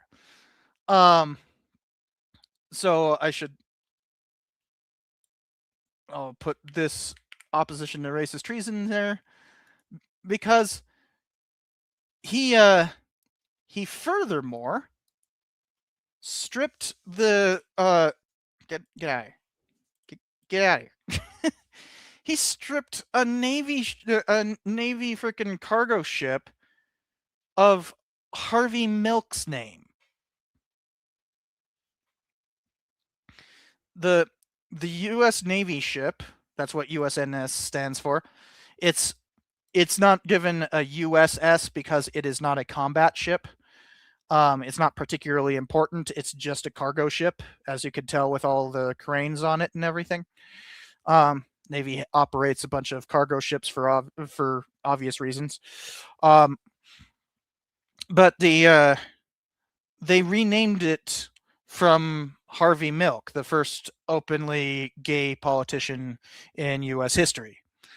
So, once again, oh, and by the way, Harvey Milk was a Navy veteran. So just gay people again.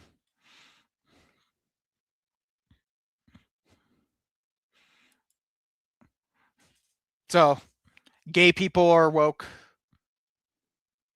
And he literally said in his that in this order that he was taking politics out of ship naming. Excuse me? You just made it extremely political.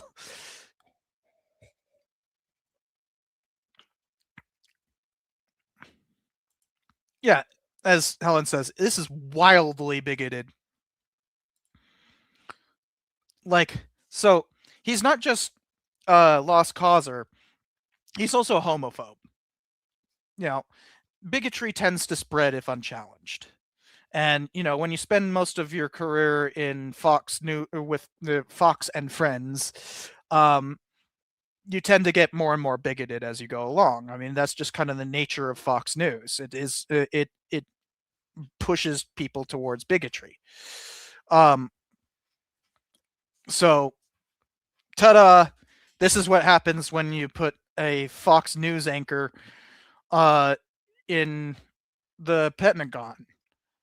He censors history and frickin' pushes lost causeism and homophobia.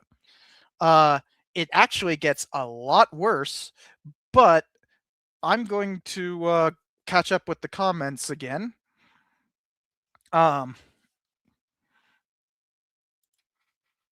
Before we get to one of the most abhorrent things on this entire list, actually.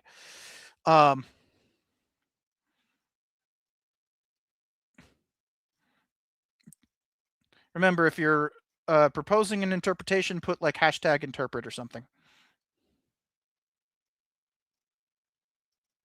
I don't see any. Oh, here's one. This is about the. This is from Helen, and it's about the book is anti-Trump, and her book was meant for the Pentagon schools.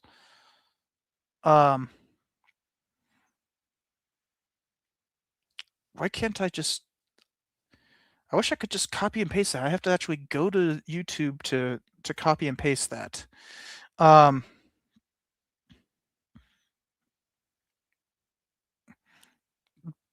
But I think a safe thing to put for that would be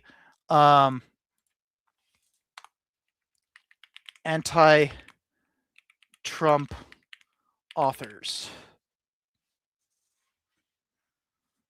Because, yeah, that makes perfect sense that they'd ban a bunch of books because the author is, like, openly anti-Trump. Because, of course, they're that kind of stupid. Like, the political opinions of the author, you know, warrant banning their books. That's how bigoted these people are.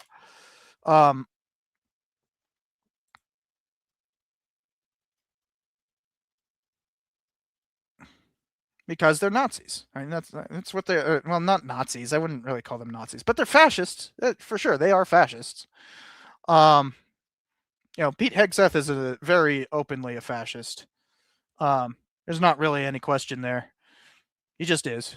And that human being says, I'm surprised Hegseth knows who Harvey Milk even is.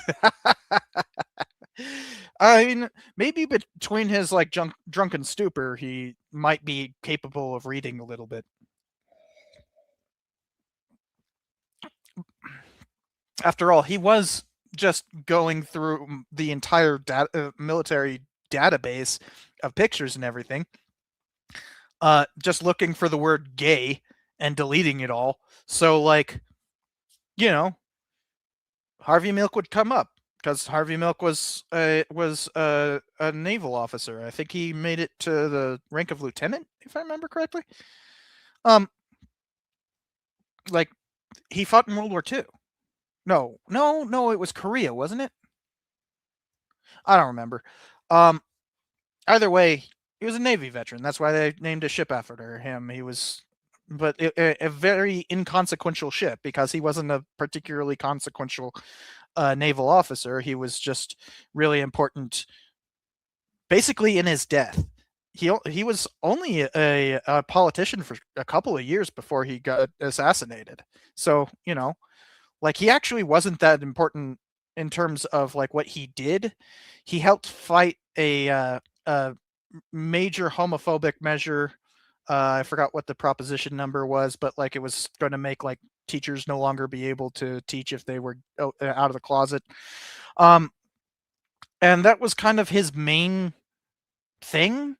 But I'll point out that the then governor, then just barely former governor, I believe it was like a year after he had left office, Ronald Reagan actually fought it, and Ronald Reagan made much more of a difference than Harvey Milk in that regard.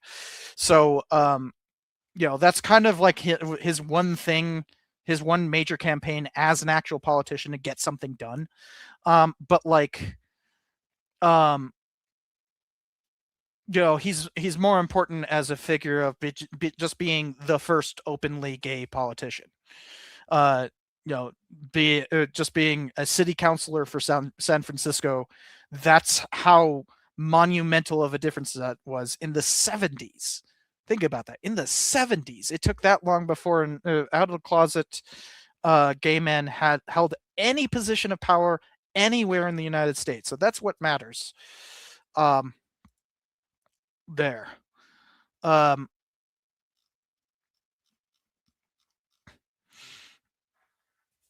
So, given the entire John Lewis class are named, there's a John Lewis class? I didn't know that.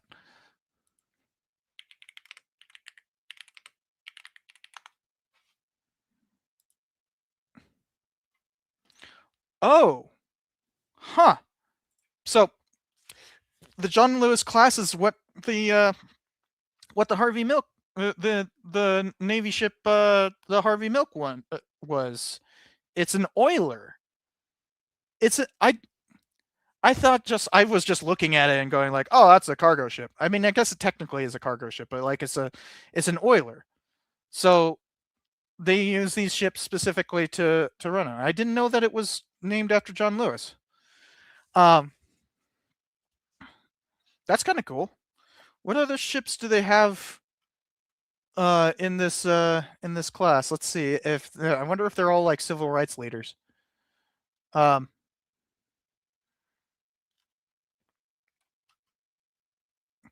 class is named for its which is blah blah blah. The renaming John Lewis class will be named after prominent civil rights. The remaining so the former Harvey Milk was renamed. So they're all named after like it's so one's Earl Warren, the Robert F. Kennedy. Wait, Bobby Kennedy was a Navy man?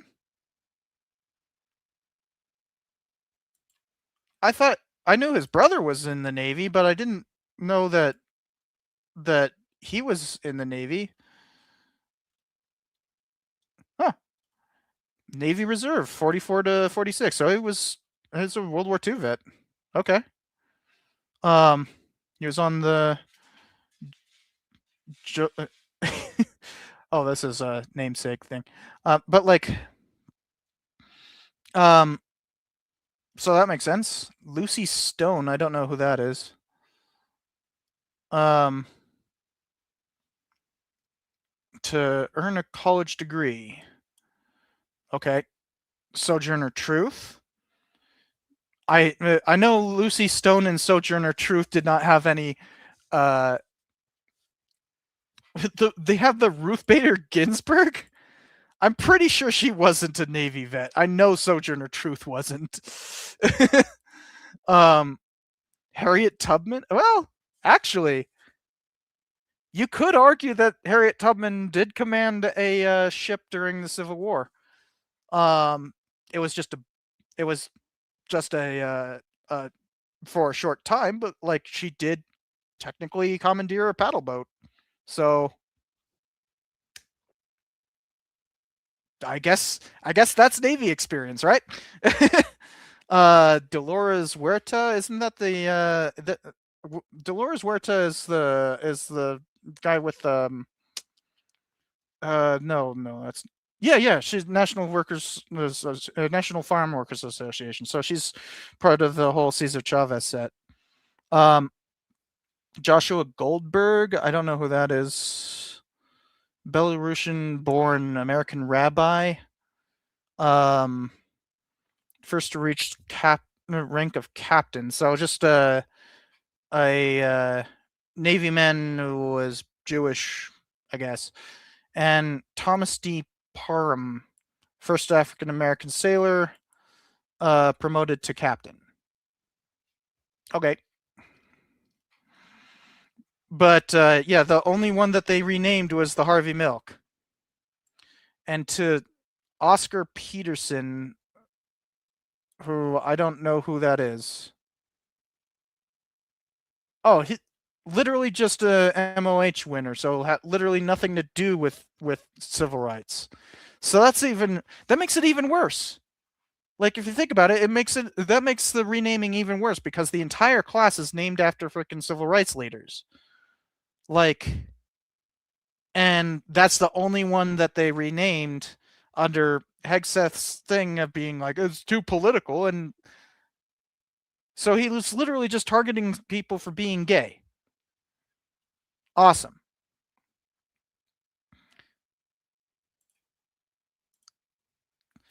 And,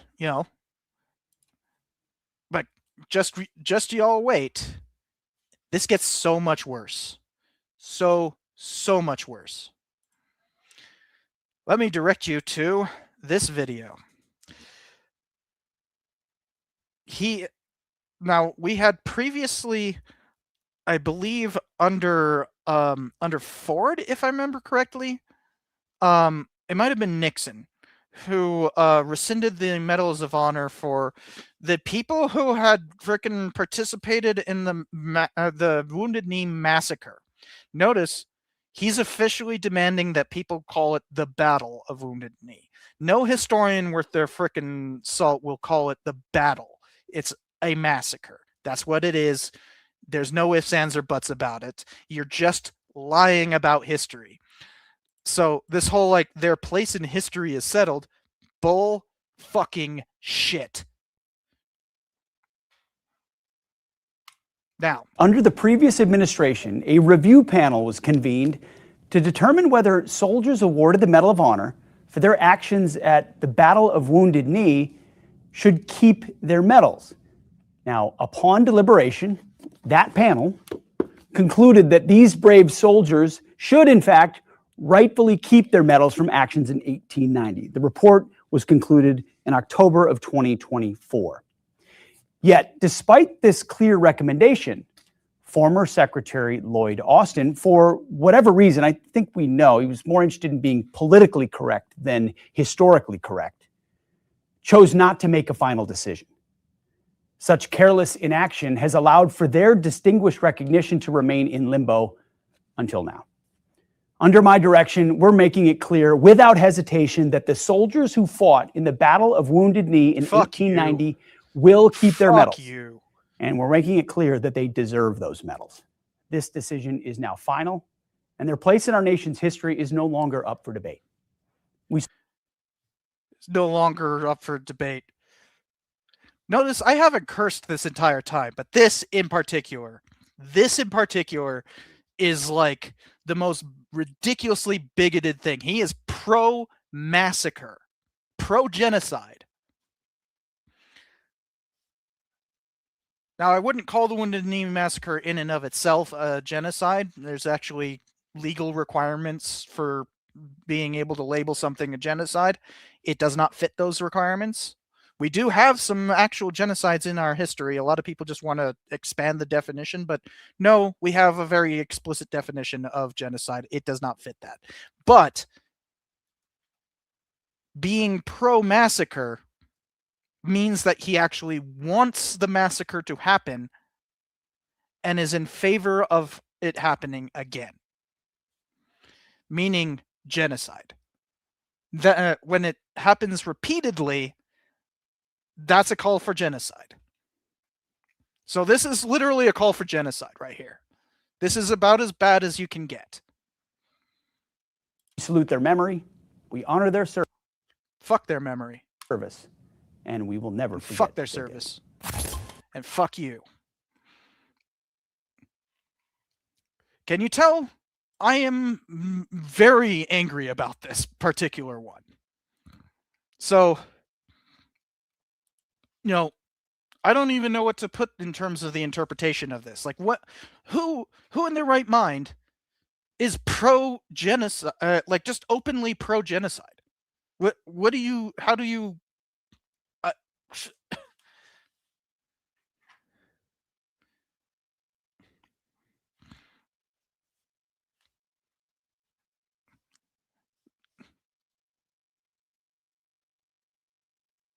uh-oh. Guys, a moth just got in, and King, and it's like it was in the light fixture there, and King was attacking the light fixture for a second there. But like, yeah, genuinely, what is the interpretation here? Because you could tell I'm kind of emotional about this one. Like, what is woke about this history? Like, what is woke about like the massacre itself?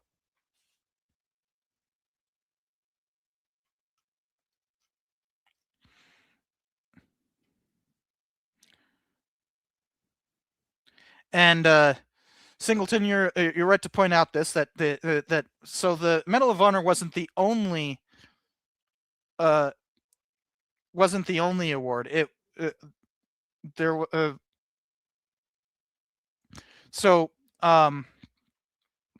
It's the Purple Heart was the first award offered, and during the Civil War, Congress created the Medal of Honor.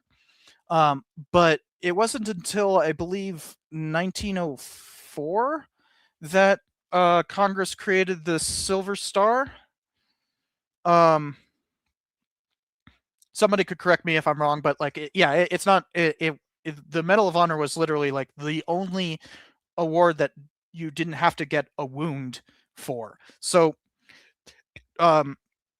this is actually a good thing that Wilson did. Oh no, he's speaking something good about Wilson. But Wilson actually convened a panel of historians and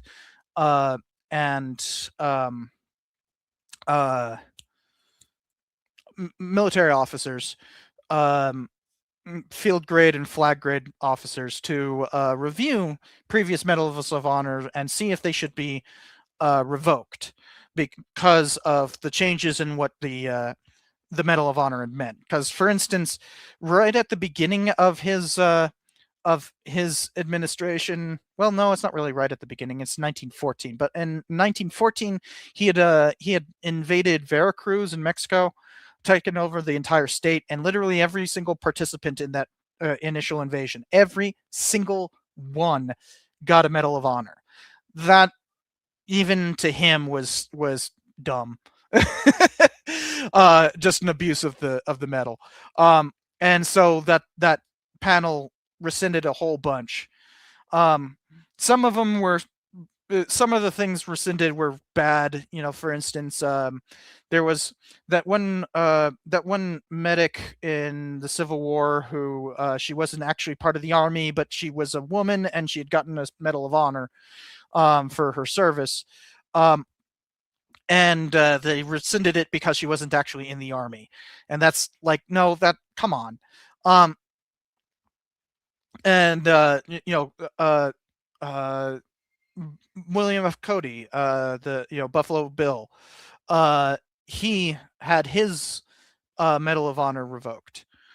So there was a whole thing on that, and it was annoying and stupid. But but the idea of it was in the right place. And yeah, they rescinded a bunch of Medal of Honors there of Wounded Knee on that one too. That's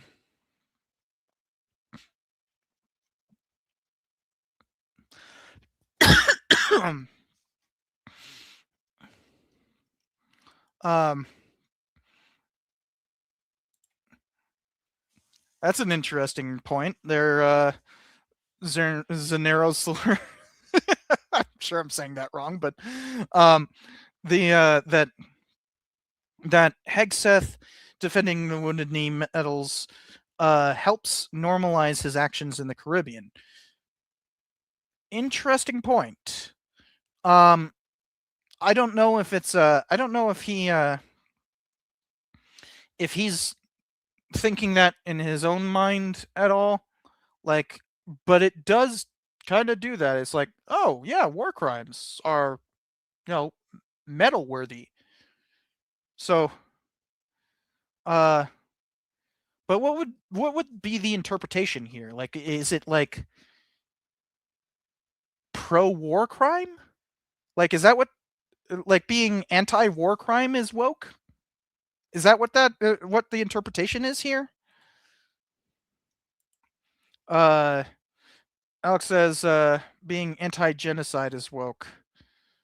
Yeah, I mean, that's kind of what I'm leaning towards. Is that the actual interpretation here? I hope not.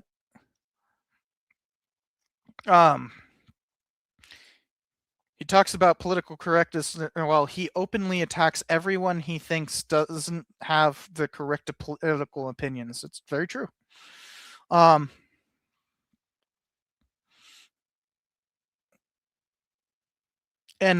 so the name of the woman I was talking about, thanks for pointing this out, Helen, was Mary Edwards Walker. And yeah,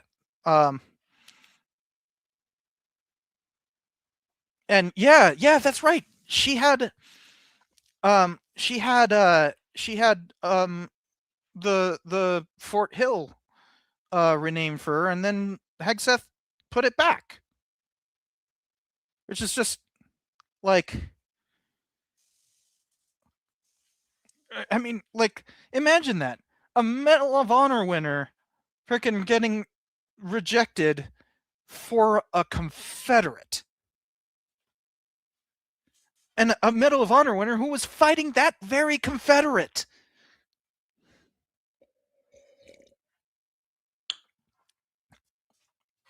Ah!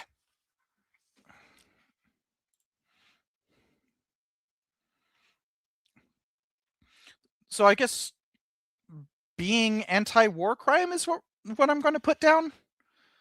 I don't know what else to put here. Anti-war crimes.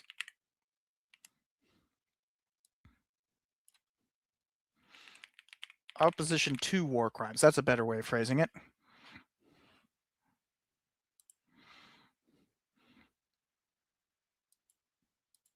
All right, so the next one is that Hegseth axes Pentagon Identity Months the same day Trump calls for Black History Month.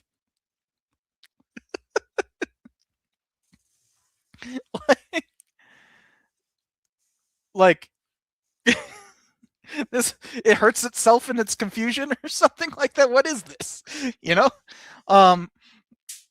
So I don't think it requires much more explanation on that. He says that the military will not observe Black History Month or any other identity months, Pride Month or anything along those lines.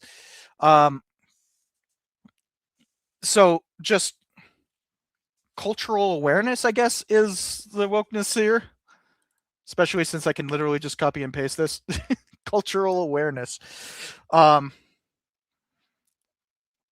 Just like think about that. Like it's so dumb and so bigoted that even Trump was like, nah, I'm not gonna go with that amount of bigotry. No thanks. Like Hegseth is literally more bigoted than Trump.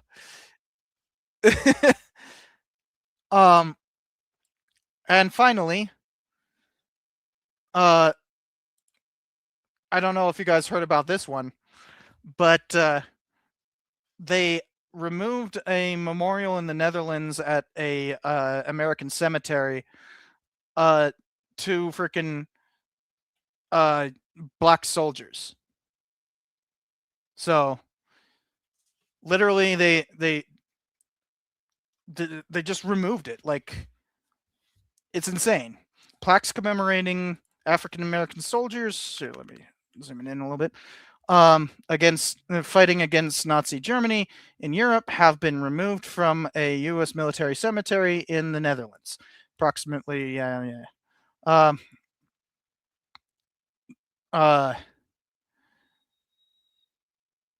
so Dutch media reported earlier this month two informational panels about African American soldiers in the mid-20th century war had been taken down in the cemetery's visitor center.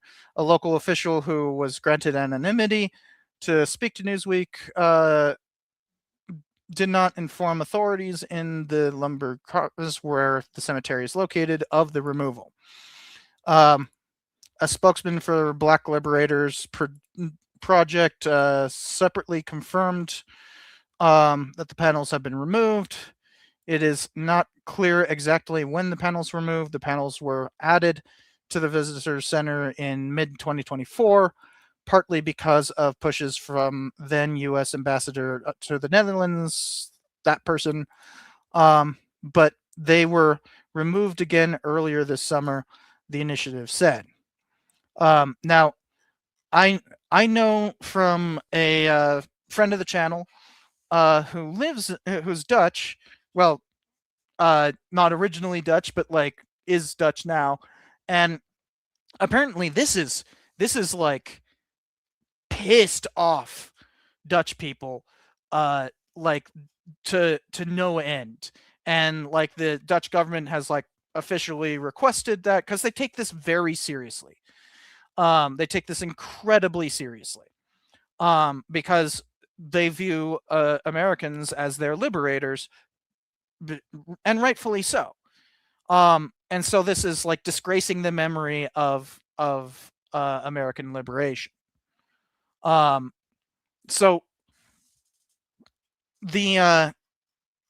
this is like just more open racism, right? Like it just is straight up open racism.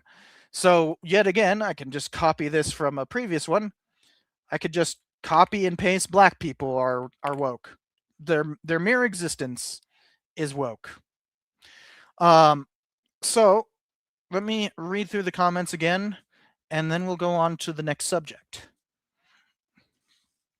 Give me a sec to get through all of them.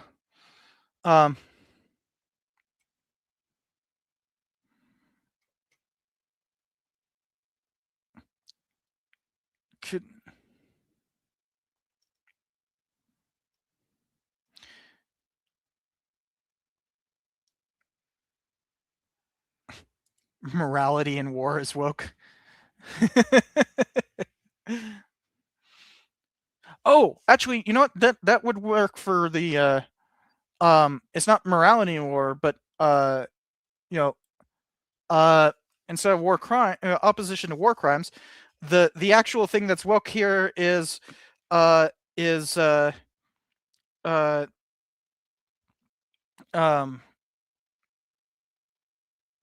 the rules of war. So, because that existed in 1890. So that's a good point. Oop.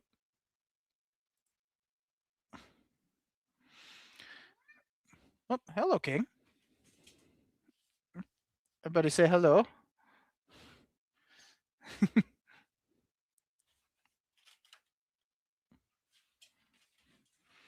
What you doing? Say hello. Say hello. Hello, King.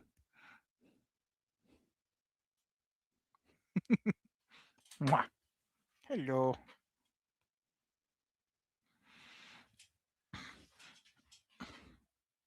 Where you going?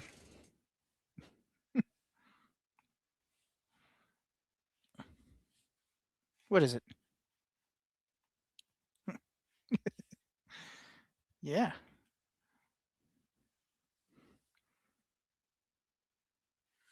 Nope. Time to clean himself. All right, let me continue.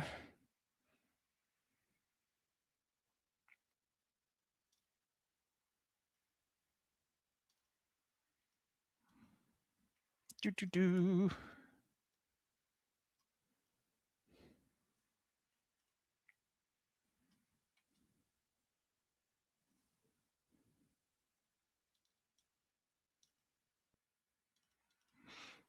And suddenly it's just like, cut in the chat. What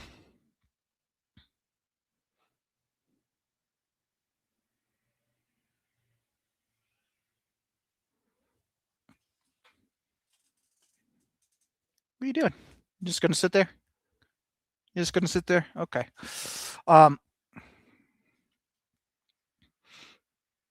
King is our version of fan service.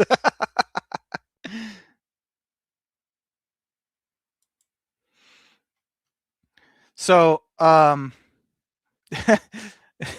opposing the Nazis is woke. Wait, are we the baddies? Yeah. And so, welcome to fascist USA. So, let's move on to the next one, which is about funding. I have to pull up a New York Times article. So that means having to go around the paywall on that one. Hold on a second while I do that.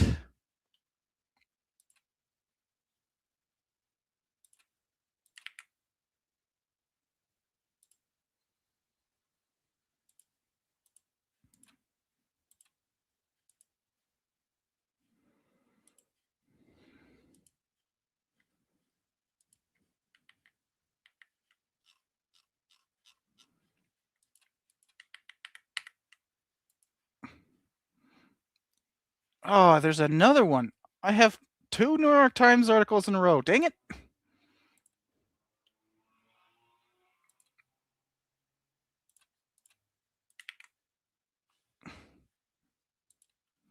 Hopefully, New York Times is a lot easier to get around the paywall, though. There we go. And then it's ABC and 2 from ABC. There we go. That makes it easy. All right, there we go. So for the first one, Trump. Oh, that's not the first one. There we go. Humanities Endowment funds Trump's priorities after ending old grants. So, for those who don't know, the National Endowment for the Humanities is a huge amount of money. Well, I mean, it's not. It's $35 million. Okay, it's not that much money in the grand scheme of things, but it's really important to the history profession. So, for instance, those who have seen the most recent Ken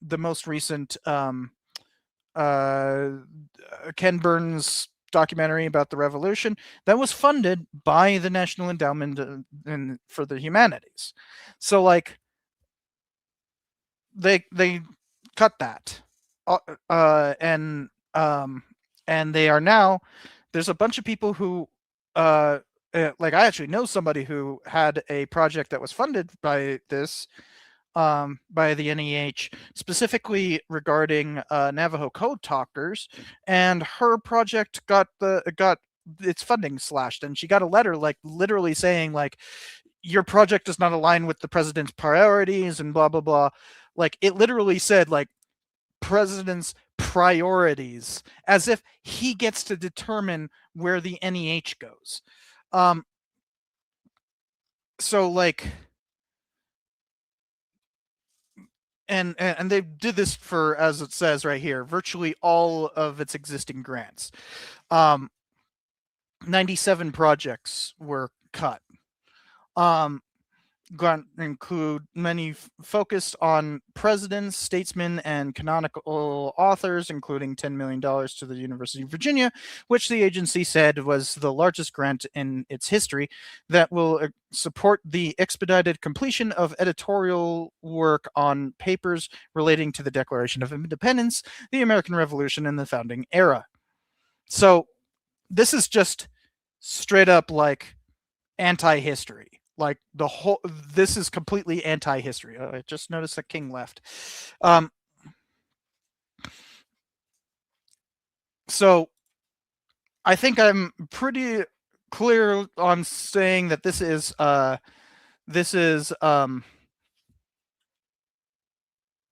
what's it called?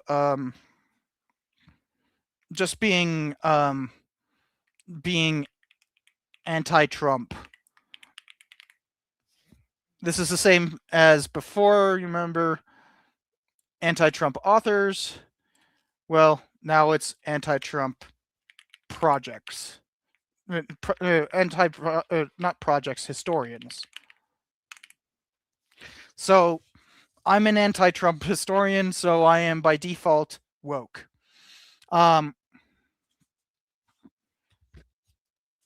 Because my project does not align with his.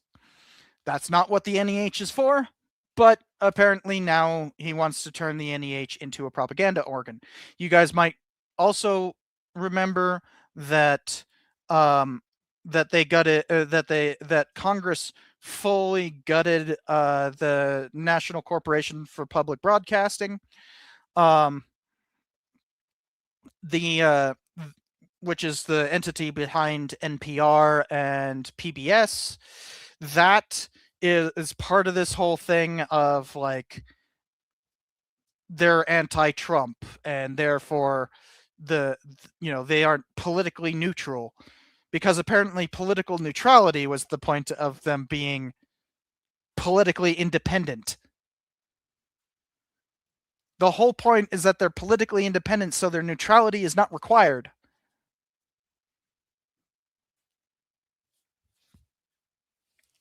So this has destroyed a lot of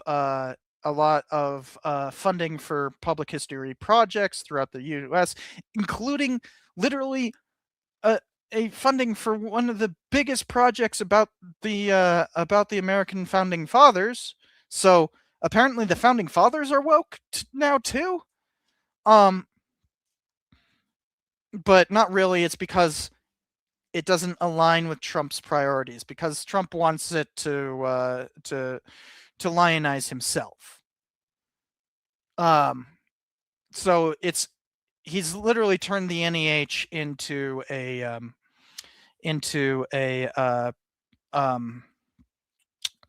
personal purse. And anyone who disagrees with him, well, General Patton was woke. So yeah. Woke. I'll skip over to the next one because I think the interpretation is pretty obvious here. It's just anything that doesn't align with Trump's priorities. So this one, where it's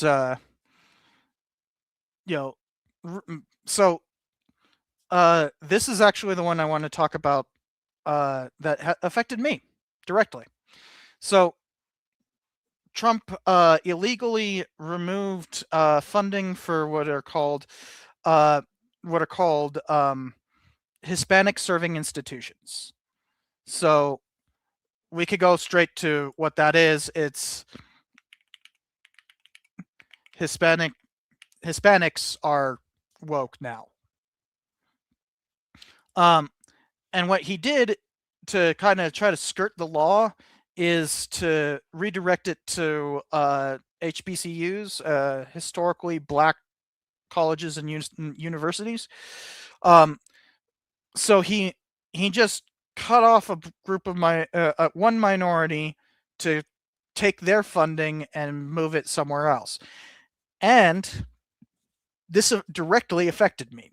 The reason why I'm no longer a professor is because the University of New Mexico is a Hispanic-serving institution, and with that loss of funding, they had to downsize their adjunct professors. This hurt me. And I'll point out, I ain't a minority, you know?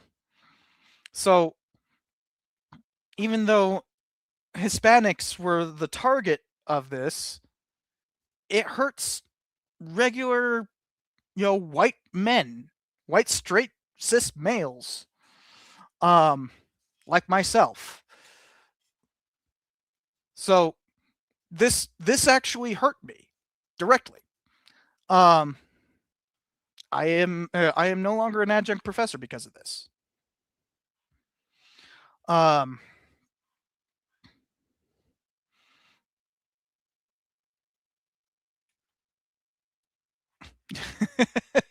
And the founding fathers were anti-monarchy, so of course they were woke.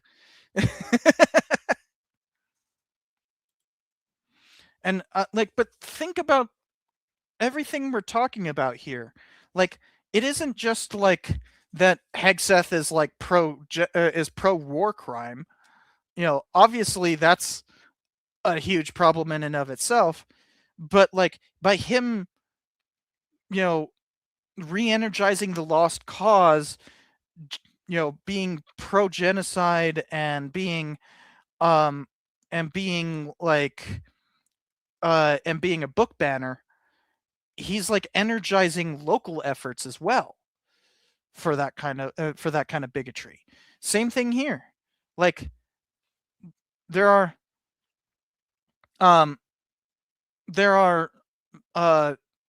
millions of dollars that were yanked from institutions like the University of New Mexico to send to this kind of stuff, and that's why I was not renewed as a adjunct professor, because most of the adjuncts weren't. It sucks.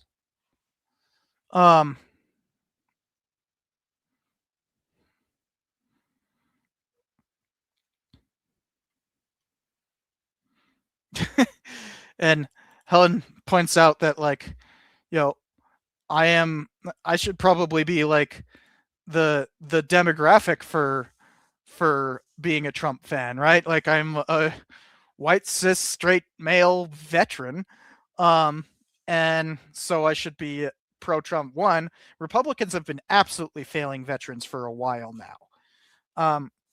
So like, I genuinely do not understand how veterans can be pro-Republican when they are so anti-veteran, like so ridiculously openly anti-veteran.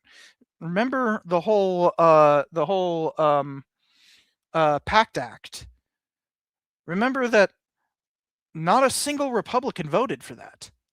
Not a single one. It was 50 members in the Senate. There were Republicans who voted for it in the House, but in the Senate, 50 Democrats voted for it, and that meant that the vice president had to split that vote. That vice president was Kamala Harris. Kamala Harris was definitively more pro-veteran. There's no ifs, ands, or buts on that. She was definitively more pro-veteran than every single Republican senator. Every single one. Many of whom are veterans themselves. So, just ridiculous. So I genuinely don't understand how veterans can be pro-Trump, because like he's just so anti-veteran. So he's he's so ridiculously anti-veteran that like that was a key talking point for Biden, for key reason for why Biden stepped up to the plate in the first place. So you know, it's mind-boggling to me. The only answer I have for why veterans are so pro-Trump is because they're nationalists, and you know, look where that leads.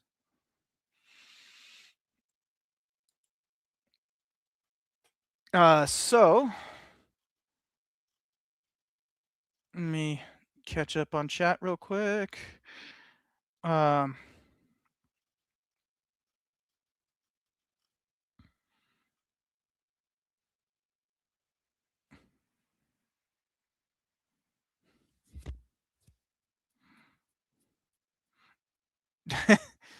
And yeah, exactly, Helen. It really does. So let's move on to the next one. Wait, did I write it down? Yep, Hispanics. Okay. So the Trump administration moves to end major student loan forgiveness plan because student loan forgiveness is woke. I don't know if you guys heard about this. That, you know, that's that the possibility of you know, removing one of the worst debts in our entire economy is you know, something that we need to get rid of. And mind you, this affects history, because so many historians are ridden with student loan debt. I'm lucky that I don't, but that's because I fought for this country and I was able to afford a number of I was able to afford my education through the GI Bill, along with having other supplemental programs like fellowships. But like, and also I did have student loans, but I was able to pay them off with, you know, money from this channel. This channel allowed me to pay off my student loans. Especially thanks to how well it used to do. It's not doing well now, but like, so this is you know, a you know, trying to be like, the law is clear. If you take out a loan, you must pay it back. So basically, loan forgiveness in and of itself is woke. So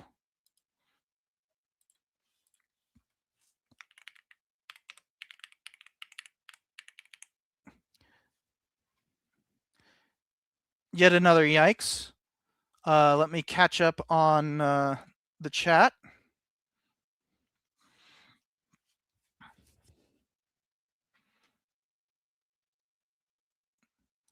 And yeah, absolutely. Trump has very much been anti-veteran. I mean, yeah, we don't need to go through that whole history.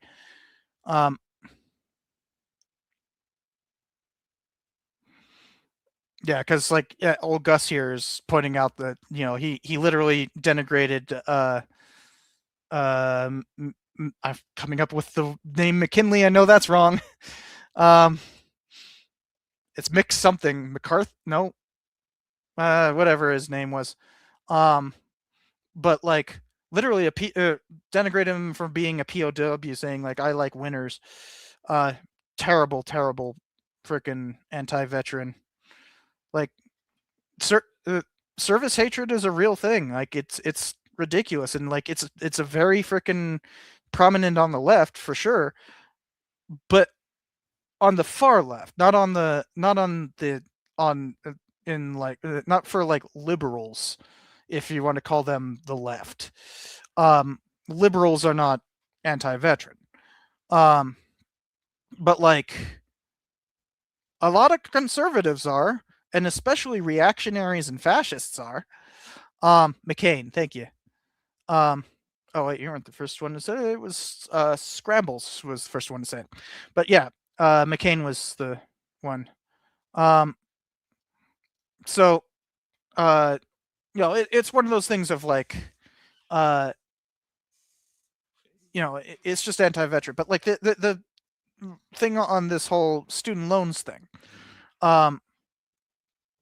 this whole they're saying like we can't tolerate loan forgiveness.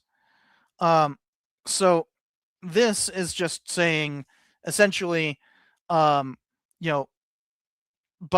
loan forgiveness plan was coddling students, when in reality it was meant to like help the American economy in a way that like basically nothing has since the pandemic. It was going to be one of the greatest boons to the American economy. So like there's a very deeply practical reasoning for doing that loan forgiveness. It's not just you took out a loan, therefore you should pay it back. Like I know I have my qualms with forgiveness because like I didn't get it, so why should they? But like the fact is it would help the economy in an immense way, and that's what matters. So they just want to hurt the economy, it seems. Like genuinely they just want to hurt the economy, and they want there's also this ulterior motive of being anti higher education in general. It's an attack on education. All of this is an attack on education. They do not want people to be smarter. They want drones who will feed into the economy and then eventually starve to death. Just so that they can make their millions and run away. It is disgusting, and it is destroying our entire republic. On to the last one. So university president reflects on academic freedom and blah blah blah. So basically, Trump has put out this compact, the Compact for Academic Excellence.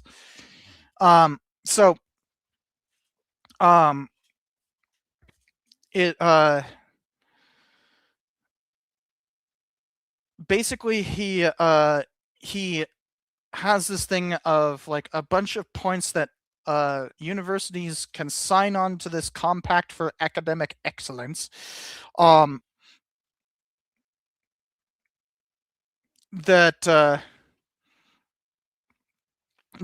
like you sign on and say like we will not promote DEI, we will we will have ideological diversity in our faculty.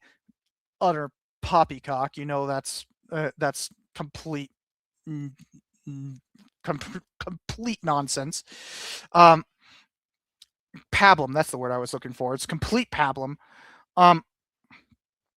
And it's basically we will toe the line with the Trump administration, and it's been this huge fight to try to prevent schools from doing this. But in order to get this compact signed, Trump is threatening the funding of many universities, and Cornell was one in particular that has basically caved to his demands by holding up their funding and saying that people who sign this compact, that universities that sign this compact will be given a fast track towards funding. So he's illegally holding up funding in order to censor colleges. Now, for the most part, it hasn't gone through. There's a few universities that have signed on to this, but it's illegal. It's a major violation of the freedom of speech and academic freedom, and courts have ruled already that it's illegal, but we're at a point where the Constitution and laws don't really matter to the president. As long as he gets to censor history, that's what matters. So in this case, the thing that is woke is academic freedom in and of itself. Academic freedom is being held hostage through funding. And he's actually gotten like major payments, that with the government that would restore the 250 million in funding. So, like, for instance, how he's independently funding the destruction of the East Wing is through these kinds of settlements. So not only is he using this to try to threaten academic freedom, he's also using it to build his vanity project, which also destroys history. Quite literally destroys history. So it's multifaceted attack, and it's ongoing. So this is an active story. This is not something that is done. It will continue to happen, and more colleges are going to end up caving to his demands. So this is something that I'm sure there was news on it today, but I just don't have the stomach to try to dig through all that. The point is, we're here to figure out what they're labeling as woke and demanding censorship of, and in this case, it's academic freedom. So, let me catch up on the comments, and we'll move on to the next section of this live stream. It's already been 3 hours. Jeez.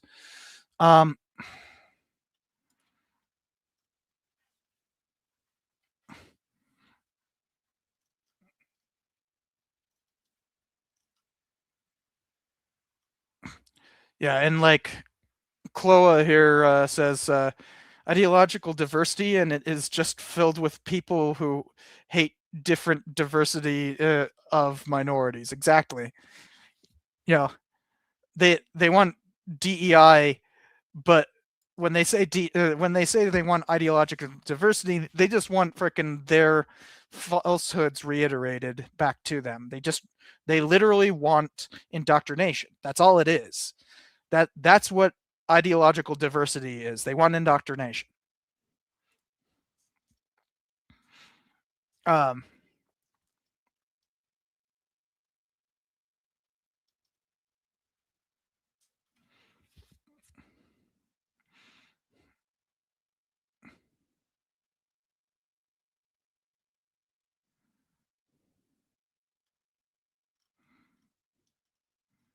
Just trying to catch up.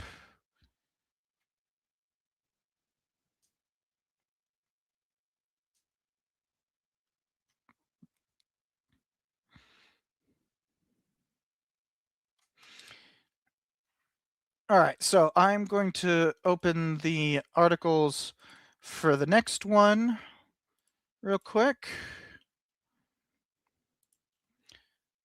We still have 3 sections, but these next 3 sections are a lot shorter. And in fact, the next one.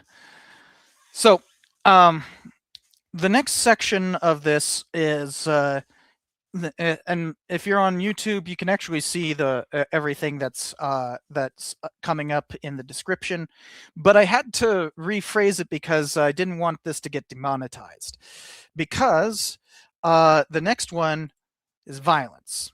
Now, for those who don't know, I am a historian of American violence. This is kind of my specialty.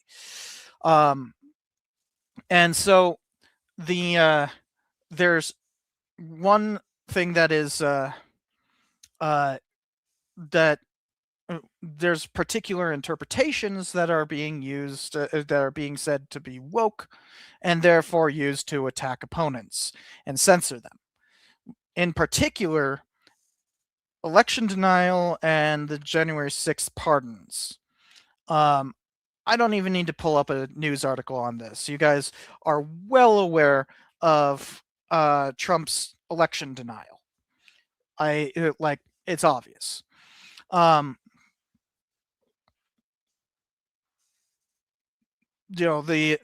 fact is that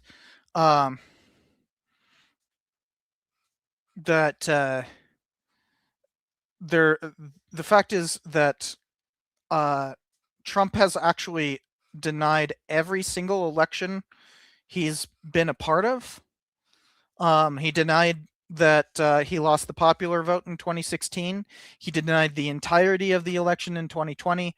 And he has repeatedly denied that he lost any states in 2024. So this is a recurring batch of denial for him, but he's now using it to attack historians and that who are just trying to tell the truth, right? So the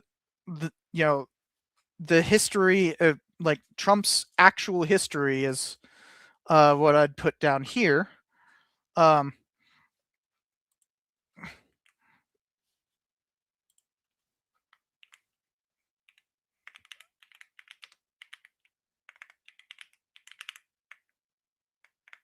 The history of Trump is woke.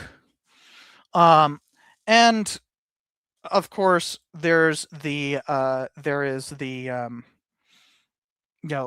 January 6th, which resulted from his election denial. He instigated that, and that was an insurrection. That's violence. 5 people died. 5 people died, and there were 1,500 convictions. 1,500 convictions already, and prosecution was ongoing for many others. But Trump pardoned every single one of them, claiming that they were political hostages, basically allowing for political violence to continue and worsen so long as you are on his side. It's made it very open that political violence is good so long as it's against Democrats, so long as it's against his political enemies, so long as it supports him.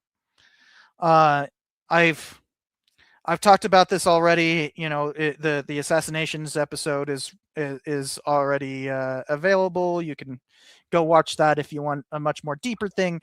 But in terms of what is being labeled woke here is just actual history, and it's being used to promote violence. He is promoting violence when he pardoned all of the insurrectionaries. So next, I want to talk about the use of the Charlie Kirk assassination to silence critics. So as we can see, this is an AP article saying after Kirk's killing, a growing chorus of conservatives wants his critics ostracized or fired. There are literally dozens of professors who have been fired for what they said about Kirk.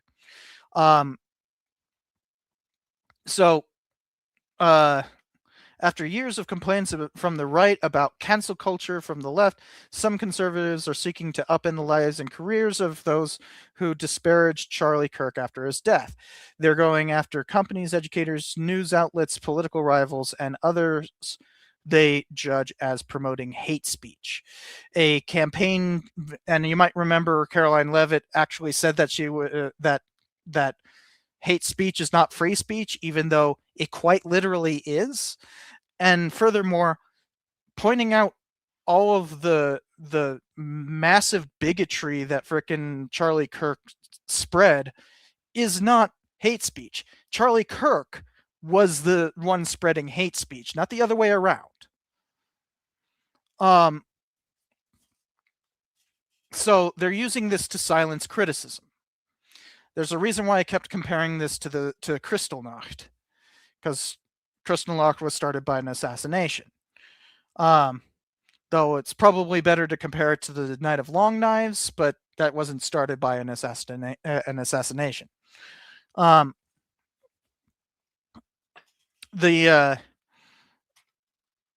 was hoping this one would have specific examples.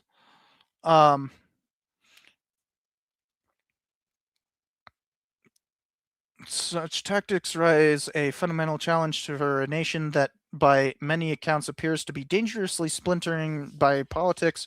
For his part, Trump on Sunday suggested he was already using the government to look into political adversaries, blah, blah, blah. So, yeah, this is yet again, we can just copy and paste this one from, so this is just,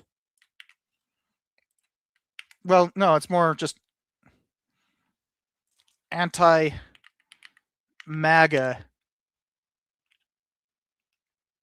people.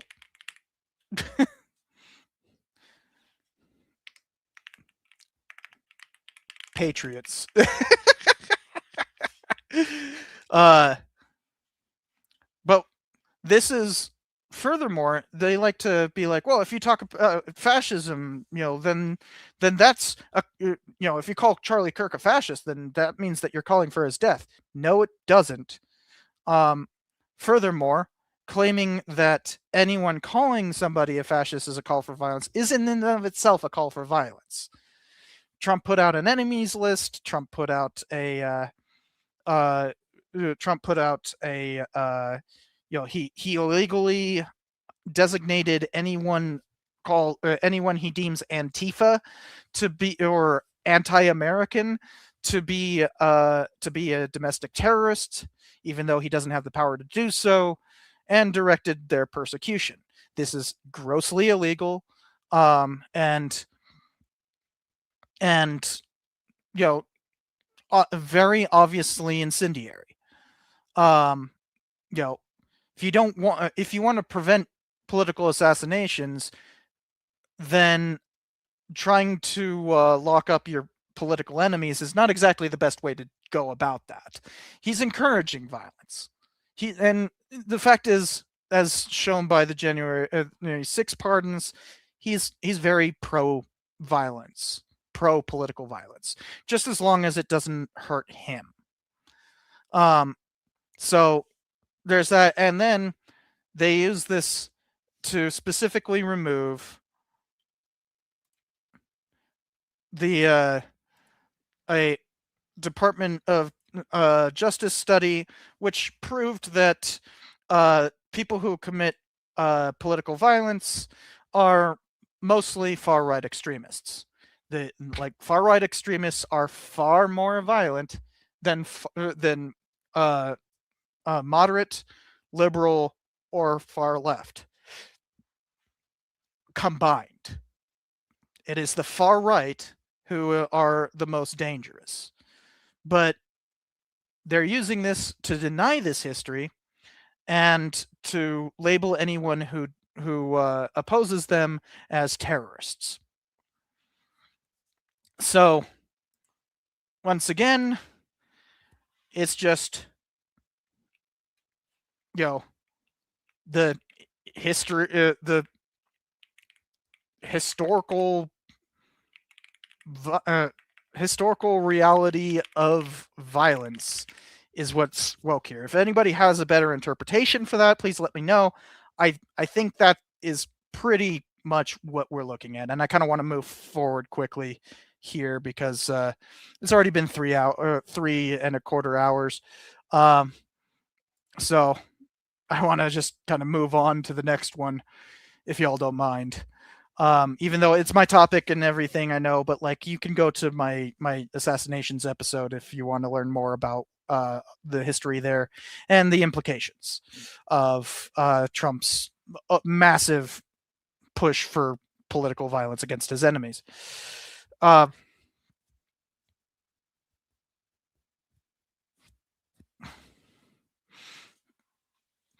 So let me try to catch up on comments, though, in case there were any other interpretations. Please let me know.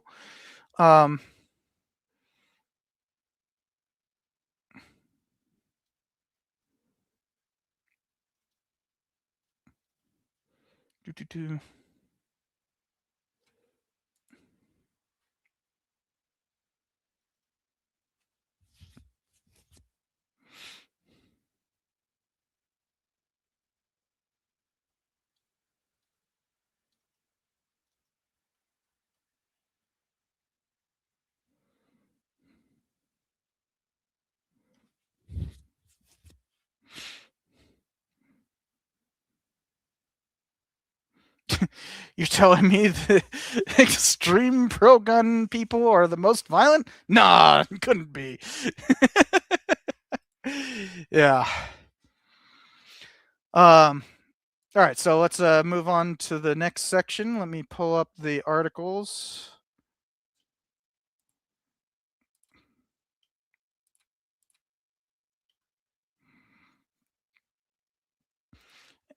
And then, so the final section of Trump's attack on woke history is what he's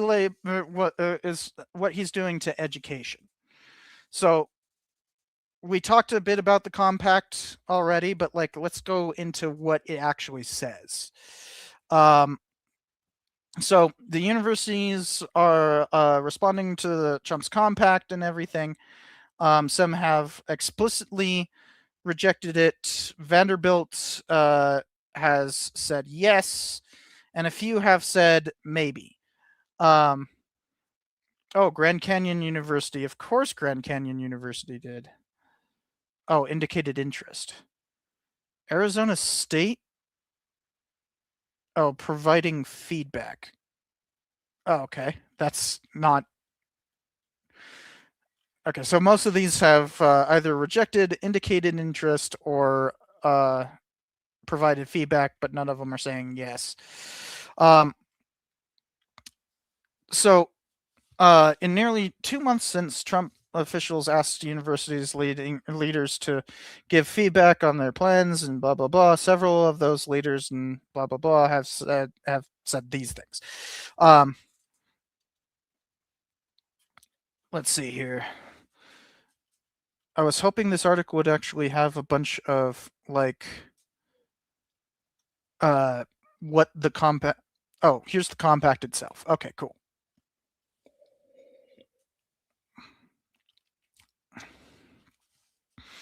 None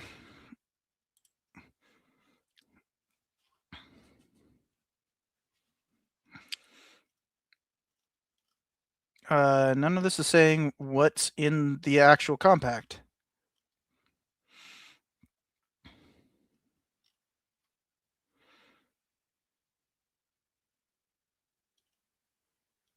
This is just people giving their reactions. I want...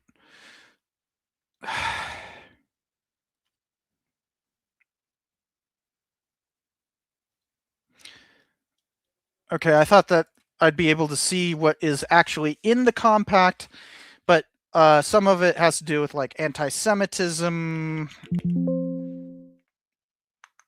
which is not listed here.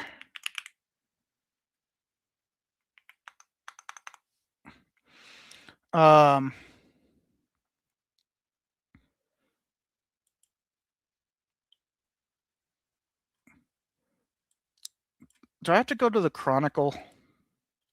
All right.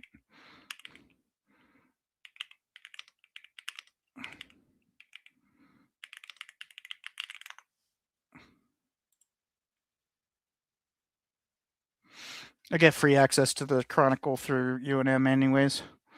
Oh, why is it so big?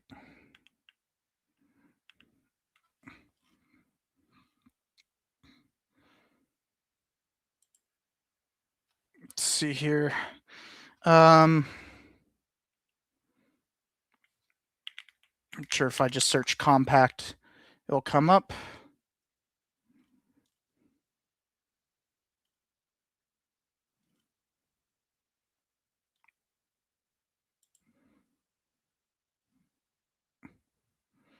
under proposed agreement, select colleges would co-sign the president's vision for higher ed.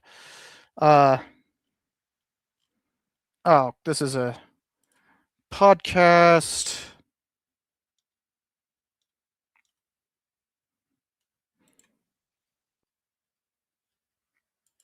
Right.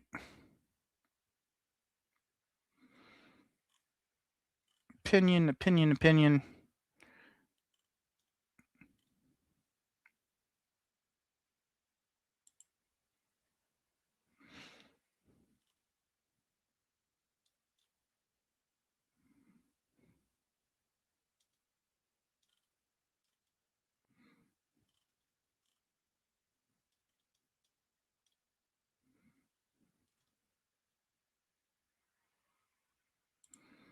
Okay, this one should say what's in it.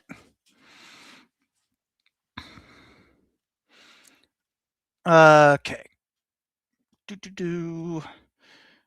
Those institutions. This is Trump saying that those institutions that want to quickly return to the pursuit of truth and achievement, they are invited to enter into a forward-looking agreement with the federal government to help bring about the golden age of academic excellence in higher education.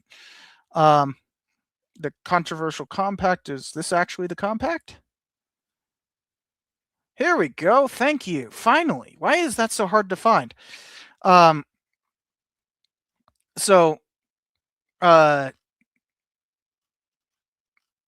we go.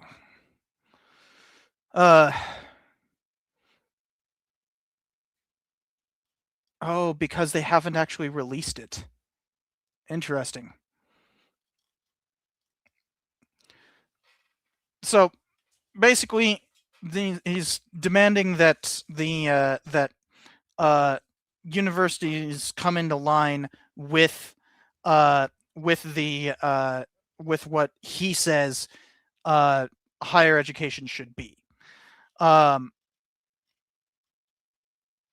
Obviously, that's yet again the very idea of academic freedom is under attack here. And yeah, there's not much more to it. It's the administration is literally trying to force colleges to sign a compact that they will kowtow to frickin' Trump's demands. It's insane. It shouldn't happen. Let's move on. So next is his attempts to destroy the Department of Education.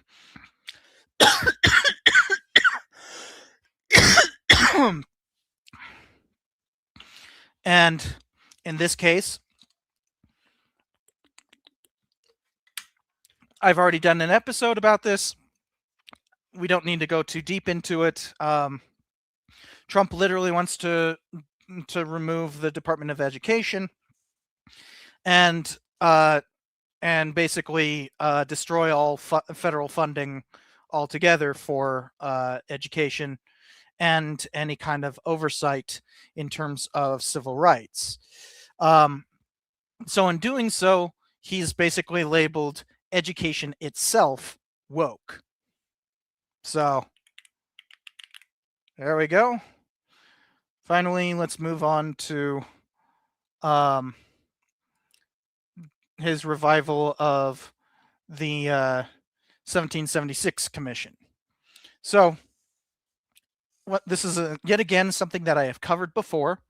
I have had multiple streams on the 1776 Commission and their terrible outcome.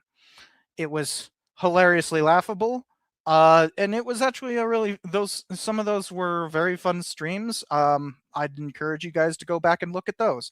They're linked in the description. So but the main thing is he officially revived the commission. And so here we see again, this is just, he's labeling history itself woke. So, ta-da. And finally, we have the last one that we need to go through. The crackdown on DEI faculty.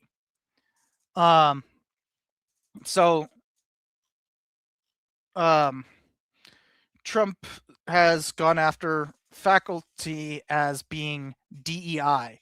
So Republicans in red states have been attacking diversity, equity, and inclusion in higher education for years. But when Donald Trump retook the White House and turned the federal executive branch against DEI, blue state academics had new cause to worry. A tenured law professor in the University of California system who wished to remain anonymous for fear of retaliation and harassment said they read one of the executive orders that Trump quickly issued on DEI and anticipates trouble.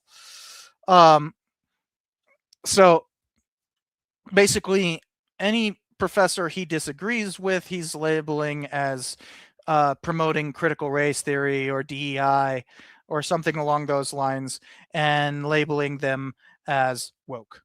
So here, yet again, it's just academic freedom that's under attack.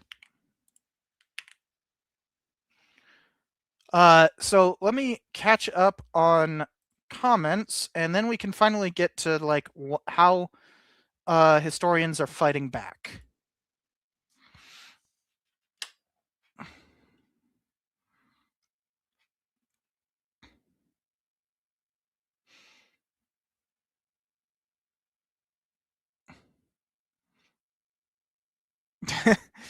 Sunflower Socialist says DEI faculty just means black people. Yep.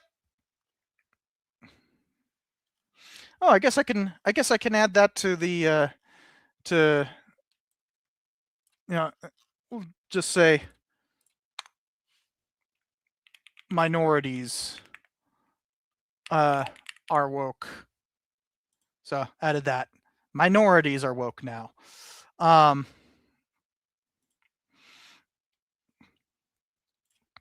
General Patton was woke.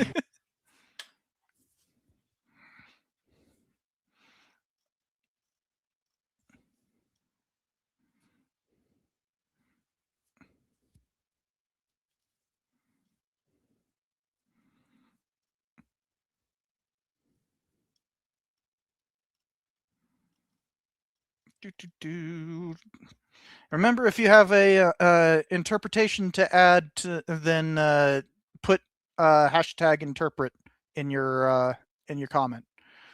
And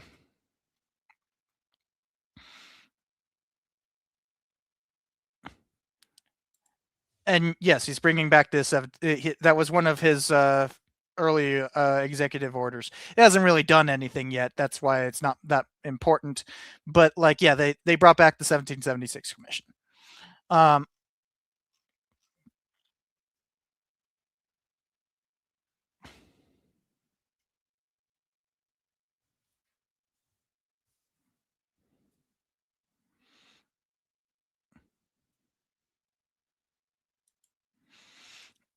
Yeah, but we're just trying to find what we were trying to find throughout all of this was like what they label as woke. And yeah, basic freedom is kind of part of that, but academic freedom in particular. And I think I meant earlier anti-woke means heteronormative, I guess. But yeah, in terms of education, what they're labeling as woke is just academic freedom itself. How dare people have the ability to teach what they want to teach? So as you can see, this is a project. Their use of the term woke is literally a project for indoctrination, ultranationalist indoctrination. I think that's kind of my overall takeaway. So, we had a couple of overall takeaways, like anything that challenges ultranationalism is woke. Yeah, I think that's the best overall one we've gotten so far. is anything that challenges ultranationalism. So to review what we've found thus far, let me turn off the banner. What we have found thus far is that things that they have actually labeled as woke were systemic racism, oppression whatsoever, transgender, systemic racism and discrimination, the southern border, prejudice and exclusion, pride flags, the Middle Passage itself, LGBTQ history, disabilities, the misinterpretation of the Texas Revolution, the Mexican-American War itself is woke. Fauci just by himself is woke. Transgender people are woke. The word unsettling is woke. Tomatoes are woke. Museums are woke. The concept that slavery is wrong is woke. The ability of historians to give advice is woke. The word gay is woke. Black people are woke. Females, anti-Trump authors, books about... Oh, that's supposed to be here. Books about marginalization, opposition to racist treason, gay people, the rules of war, cultural awareness, and black people once again. All of that is woke. Got to get rid of that. Just the rules of war are woke. Anti-Trump historians, Hispanics, just all Hispanics, they're all woke. Loan forgiveness is woke.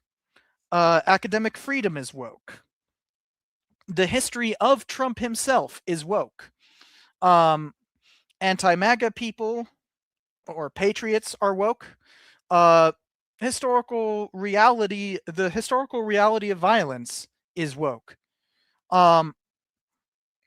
Academic freedom again. Education itself is woke. History itself is woke. And minorities are woke.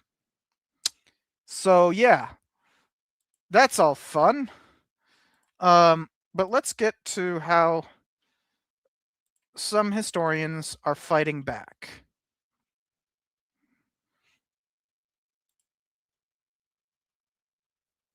Oh, there's been 20 comments while I was reading all of that off. Hold on. Let me catch up with the comments.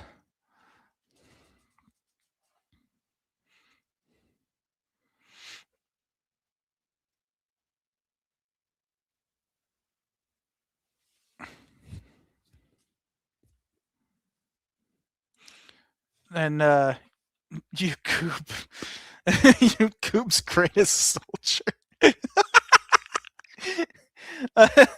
The academic freedom line also has to do with just wanting people uneducated and cutting spending. Yeah. But it's ultimately about indoctrination. They want ultranationalist indoctrination.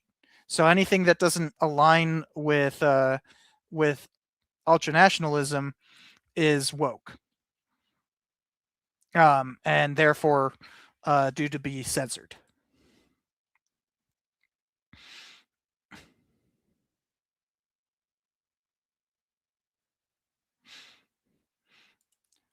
Yeah, I mean, like folk, not just folk vernacular, but black vernacular. They're Lemuel Jr.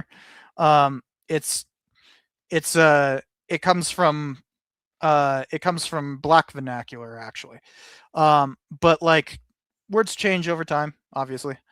But it always had to do with recognition of systemic inequality, and it still does today. That's the real meaning of what wokeness is I hope everybody's woke, because the recognition of systemic inequality is a good thing. It's also just like being historically literate. If you deny the existence of systemic inequality, you're just denying history altogether. So, being opposed to all of this is very clearly an attack on just the concept of history altogether. The labeling things woke history is just a means to an end. It's a means to stop people from being able to know history and instead indoctrinate them in ultranationalist lies about history. It's about ultranationalist indoctrination. That's what it is.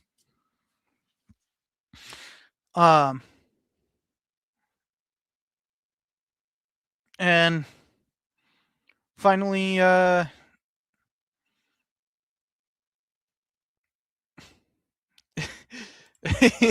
makes you scream as a Mexican American. Sounds like America is so desperate to hide its imperialist past. It is. That's exactly what it is. Anything that makes you not feel pride in America, that's woke. That we can't do that. That's ultimately what it is. So let's go to how historians are fighting back. So first thing I wanted to point out was this. There are two projects I want to show you guys that are focused on documenting what museum exhibits or public history exhibition is and how it's changing. So let's watch this little clip. Smithsonian Institution, established by Congress in 1846, is the world's largest museum, education, and research complex. It's a public-private exploring the intersection of art and democracy and D.C. The Hirshhorn, renowned for its collection and exhibitions of contemporary art. The art there is unlike anything I ever saw in books or magazines. This time she was there to document it. When I saw the request for volunteers, I thought art is one of the first things to be attacked. And this seemed like a direct action for something that I feel is worth protecting, which is freedom of artistic expression.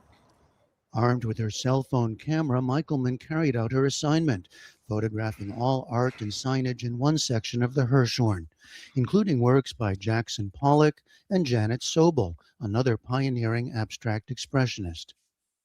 It's part of a new grassroots effort to document everything on display at the Smithsonian's 21 museums and National Zoo. We call it citizen historians for the Smithsonian because we think it captures the collective and communal effort that the project is. The project is the brainchild of Chandra Manning and James Millward, two Georgetown University history professors undertaking it as private citizens, independent of the university. The museum. So notice that they have to do it independent of the university. All they're doing is documenting what is on display and what is changing. And because this is ultimately to prove that there is, in fact, a systemic effort to censor history, they have to do so independently of the university, because otherwise the university gets implicated in that effort. But yeah, I think I don't need to play anything more of it. You get the idea. They're getting a whole bunch of people, which you can volunteer for, by the way, to go and help document museum exhibits. And now that we have the ability to take good flashless photography. There used to be a huge issue for museums in terms of photography, that if you had a flash, that could damage stuff. Lighting in museums is actually very highly intentional in terms of how they light spaces and everything to try to prevent damage to the artifacts. And so flash photography wouldn't allow that. But now we have cell phones that can take perfectly good photos without that. And like, you can't stop people from using their cell phones, you know?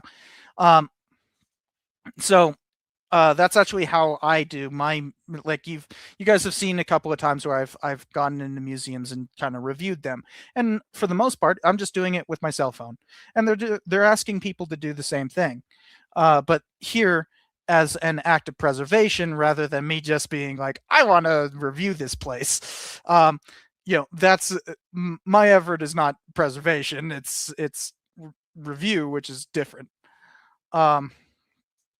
So yeah, that's an incredible effort that they're doing there, and then there is a similar effort going on. You've been selected. What? No, I don't care. Really? Really? You won't let me scroll through that anymore? The Boston Globe is freaking gated? Oh no, it's not. Okay. Oh yeah, it is. Okay. Anyways, sorry about that, but like the National Park Service also has this. There is a effort with the National Park Service to do that as well. Let me get around this this paywall.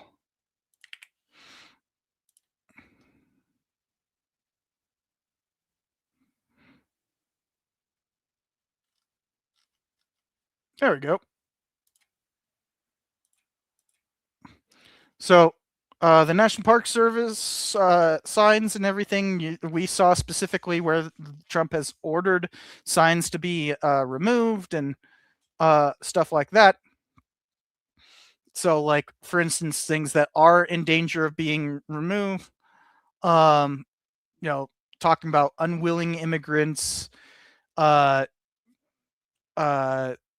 climate change, and civil rights. So the Save Our Signs initiative has been to build up a website of actual,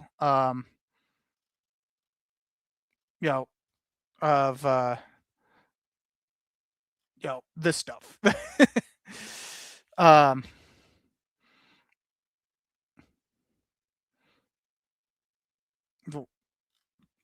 And you can take part in this effort by going to national parks yourself and taking pictures. They want your input, so you guys can help. You guys are perfectly able to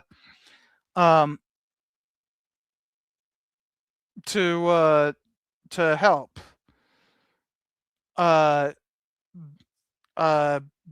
build up this database and basically preserve what is still on display, and document what is being taken away from us, what history is being erased. For all the rhetoric that you heard in 2020 about how, like, oh, they're the statues are heritage, and that they're trying to destroy our history. They're trying to erase history by removing Confederate statues. And, like, for the most part, I actually kind of agree with that notion. But you can't have it both ways. You have to, if you want to frickin' preserve statuary, then you must also be vociferously opposed to this, because this is an actual erasure. Now, I'll point out that according to an AHA study from 2018 all the way until 2022, that involves something like 12,000 participants, Americans find these kinds of displays, find museum exhibits and public placards and that to be the most trustworthy source of history. And so removing these placards and censoring them is censoring the American mind. So this is how you all can actually help. I encourage everyone to consider, taking a look at these programs. If you live near DC, go try that. Go volunteer for that Smithsonian project. If you're, this one,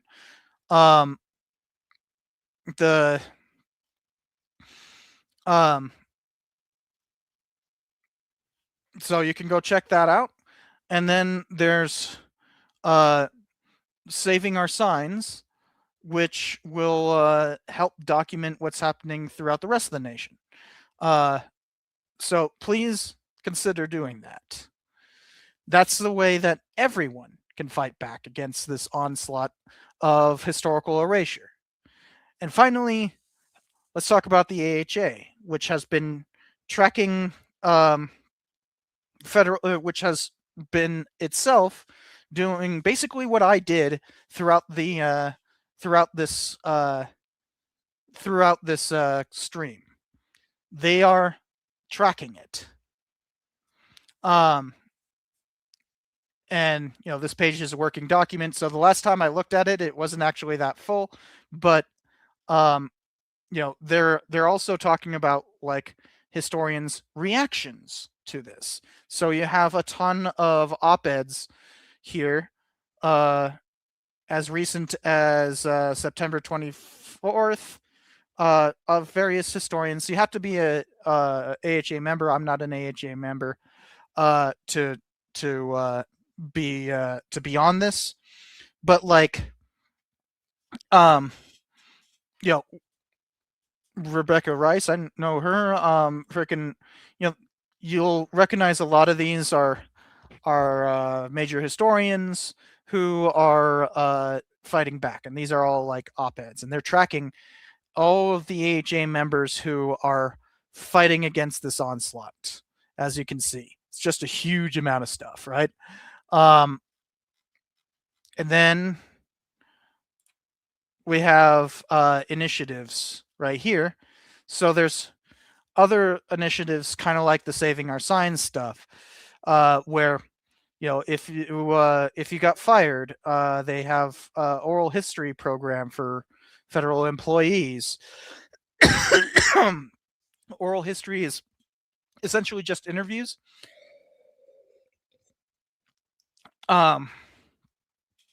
There's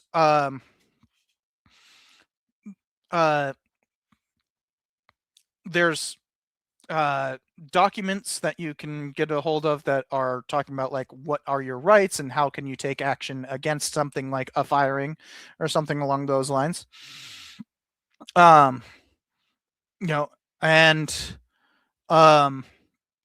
Here's where they're like trying to archive military resources, since Pete Hegseth has been trying to absolutely destroy military history. So these are also useful useful projects. So there's be loud, speak out against this, and help preserve what we can.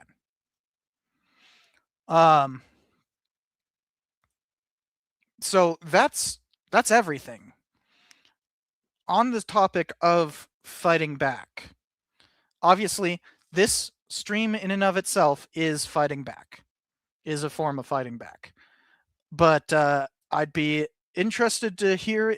Obviously, I gotta end the stream sometime. But like, and I'll get back to the comments in just a second. But I want for those who are watching through this after the stream and everything, to think about maybe you have some local project that's similar to one of these initiatives that's trying to preserve this history that is under attack.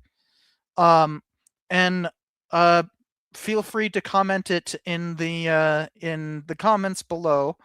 Realize any URLs I have to approve manually, so it won't show up immediately. if you put a URL. But feel free to put a URL to like a local history project if you do. I just have to approve it.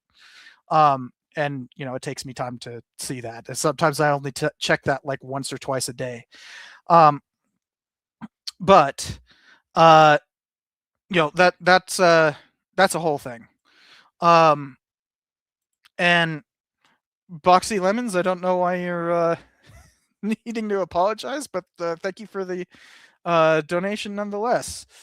I recognize the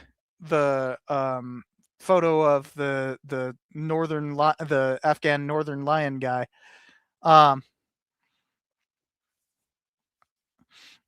So hold on, I'm going to try to get through some of these.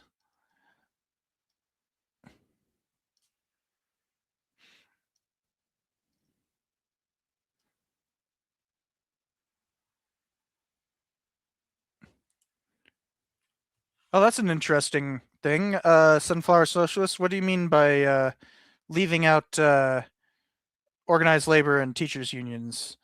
I don't see how that has to do with woke being labeled woke history. Explain yourself. The cynical historian is woke. Portraying totalitarian as bad is woke.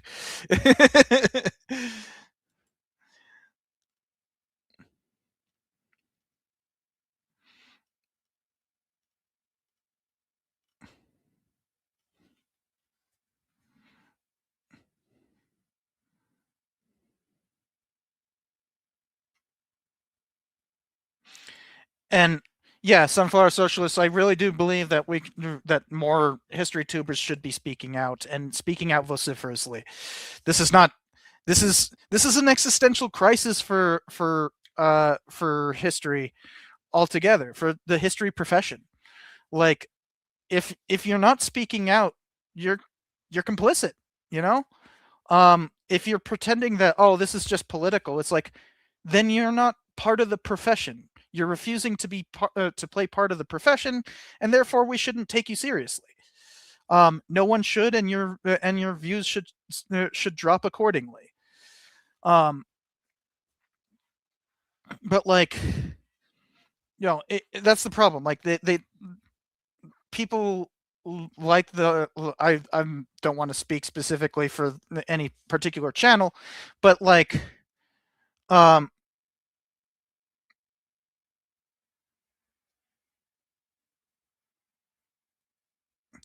and I see what you're saying there, Boxy Lemons. I won't highlight your comment since you say what you did, but all right. I think I remember that specific thing. Yeah, you got what's called Socrates protocol very quickly on that one.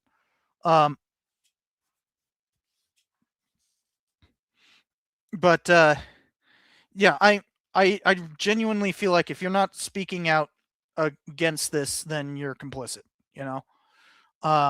Especially when I've been fighting this fight for so long. Like, I mean, literally I did the attacks on education episode. I did the assassinations episode. I'm very public about my disdain for all these attacks on all this attack on history. But like, if I'm the only one, if I'm one of the only ones who are making a big fuss about it, then it just seems like it's a pet project to me, for me, rather than it being an existential crisis for the entirety of the history profession. And you could tell, for historians who are actually like affiliated with academia, it is very much recognized as an existential crisis. But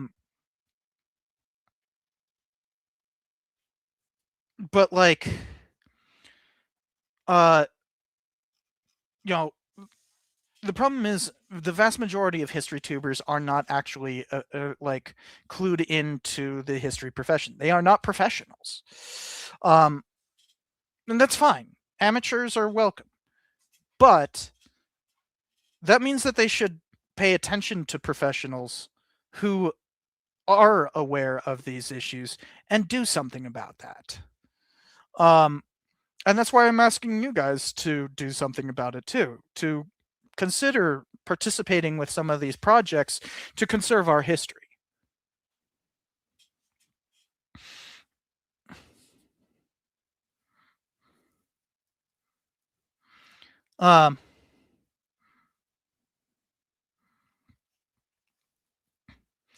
So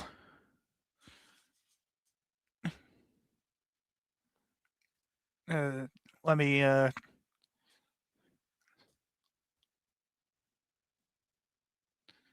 and yeah, and Denver Bear Hunter, I guess. The you know,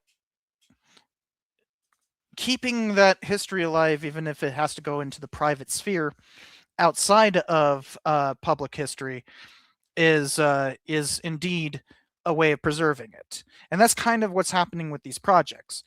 But speaking out against it is also really important. And I want more people to be aware and speak out against what is happening here. We went through so many examples. I mean, there was points where I was visibly freaking angered, you know? That whole thing with Hegseth and Wounded Knee, like one of the most like ridiculously bigoted things that this freaking administration has done, and they're not lacking for examples of ridiculous bigotry, you know? So yeah, keep speaking out, keep producing history too, you know? Especially if you have a channel, if you have a blog, if you have some outlet that has an audience, speak out and continue to work on history that is challenging, that they want to censor. When they're saying, you know, this is woke history, this shouldn't be said anymore, that just tells me that I need to make more about those particular things. Like this list that I've made throughout this stream is basically giving me a list of possible subjects for future episodes. Like, yeah, I need to do more about like I've never talked to I think I've mentioned transgender people in one episode ever, and I said transgenders.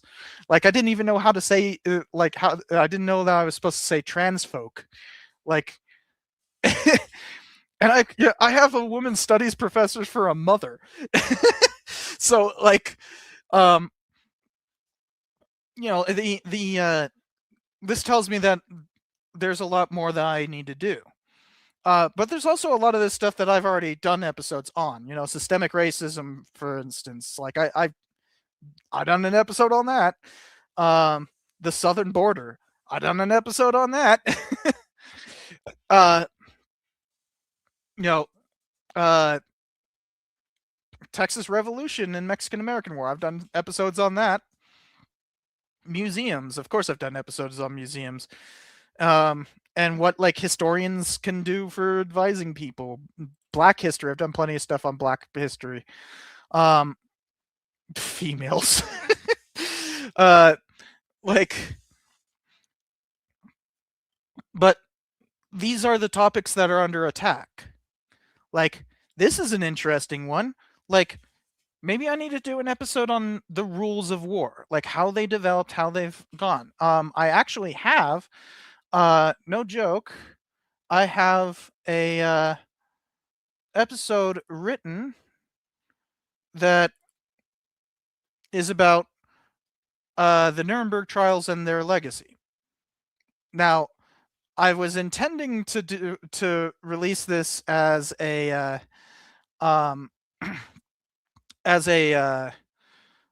like episode that came out right as the Nuremberg movie came out, but I didn't get it done in time, so I scrap that, and I'm just waiting for me to get a copy of the Nuremberg trial movie thing, and then I'll turn it into a review. But the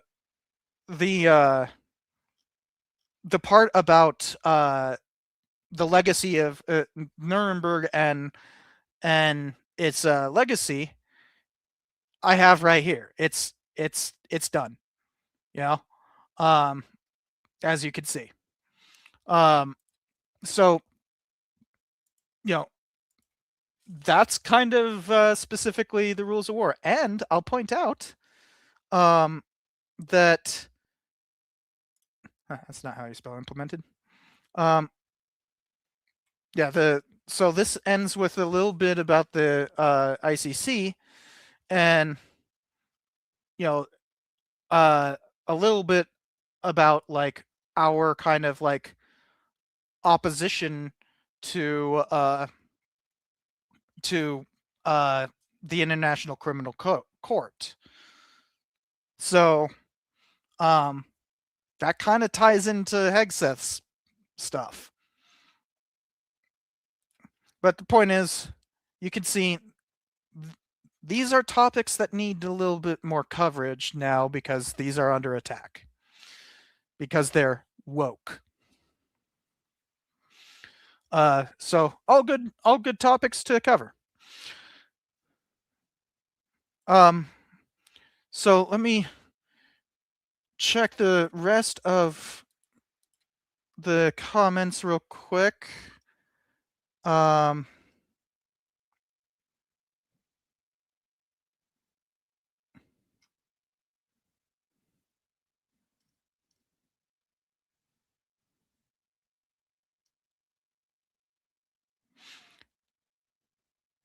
And yeah, Helen points out, like at one point I misgendered Chelsea Manning because literally, as Alex says, I didn't actually know that she was a she at that point when I did the episode on Snowden. I literally just didn't know.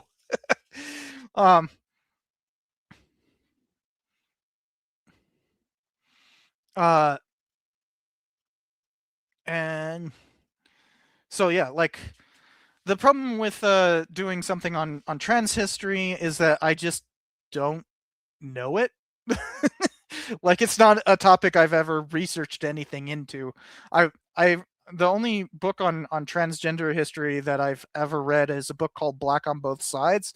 And that was incredibly tough to read. And when I say tough to read, I mean like Hegel tough to read. You know what I mean? It wasn't because like the history was difficult or anything. It was just so badly written. You know, it's like reading Judith Butler. You know, like you don't read Judith Butler. You read summaries of Judith Butler. You don't read Hegel. You read freaking summaries of Hegel. Like you don't even read his full name. You just call him Hegel. Oh, I just noticed. I just realized that the Denver Bear Hunter comment earlier was actually was with bits, so that was technically a super chat. And thank you, Denver Bear Hunter.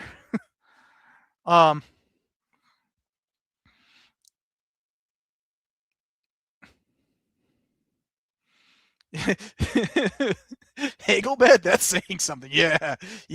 I took a no joke. I took a class in undergrad. I was actually a philosophy minor, and I took a philosophy class, and half of the class was on Hegel, and the other half, we started with Kant, then we went to Hegel, and then we had a little bit of Nietzsche, and then what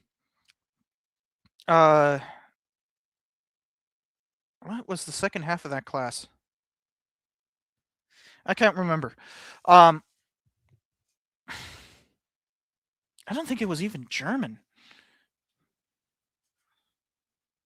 anyways, the professor had us read chunks of Hegel, and he, no joke, the first time we were assigned Hegel, we come in, and now all of us have this like bleak look on our faces, like everybody's like, I couldn't read it. I didn't read it either.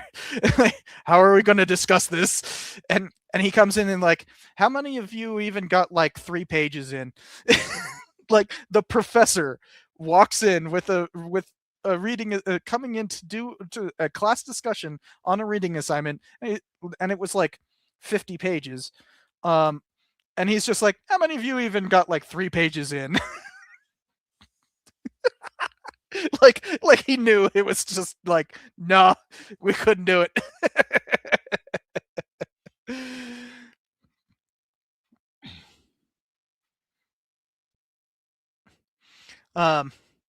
Yeah, it's been a long time since I graduated in 2012, so from undergrad. It's been a long time. Like I got my PhD in 2023, so it's been a while.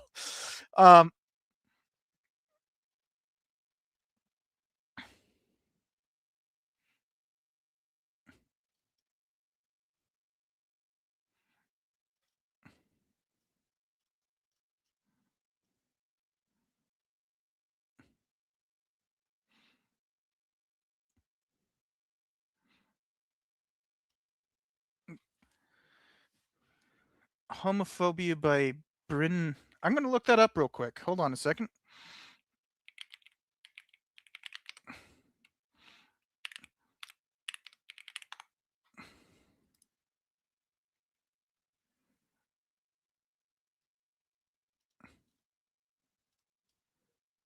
Book came out in 2000.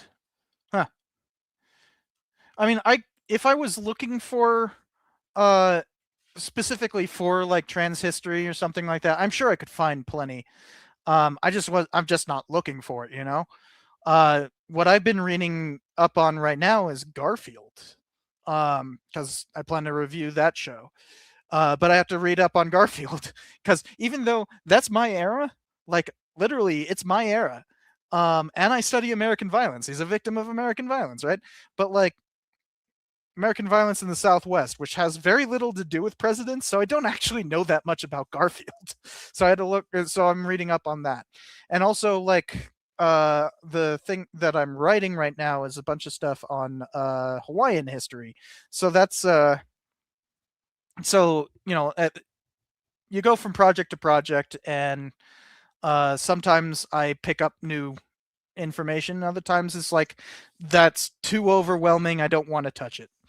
I've had a number of times where I've thought about doing an episode about the history of Palestine and Israel, and I've just, every time I've been like, nope, no, I'm not touching that. I remember I really wanted to review El Cid, and then I started reading up on it, and it's like, no, it's too complicated. I was going to do a review of The Wind That Shakes the Barley versus Michael Collins. Those 2 movies, which were kind of closely close to the release of each other, and I started researching the Irish independence and the Irish Civil War, and I kind of went like, oh no, this is too much. So sometimes I will have topics that I'll get interested in possibly doing something about, and then kind of go, nah, that's too much. And I could see that being with gay history or trans history or whatever. I don't know. That's in the future. That is a good list of things that I need to cover, though.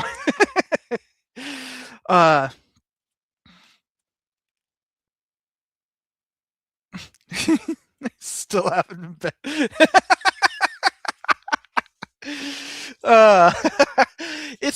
It's too complicated, dang it. And like it is one of those things where if you step into it, it is like, it's so easy to step into something that you don't realize that you're doing something wrong. They're like, specifically Irish independence and Civil War, that particular history is so fraught with, like, you got to be very meticulous in getting a good interpretation. And I'm just not willing to do that. It's too much.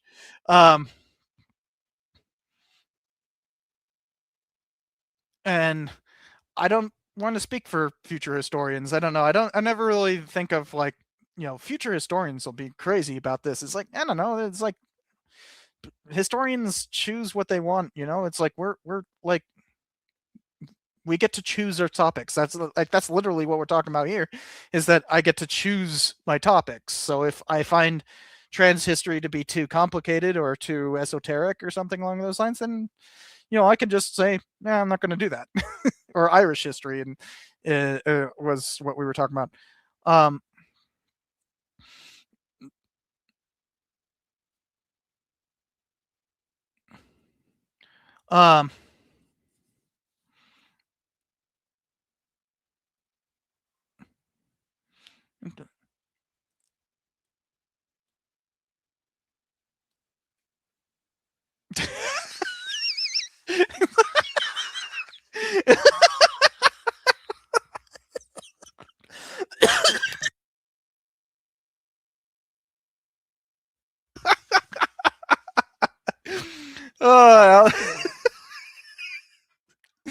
So Alex says, you have to worry about your car being stolen because I live in Albuquerque. You don't want to also worry about it blowing up. That's why I don't do Irish history.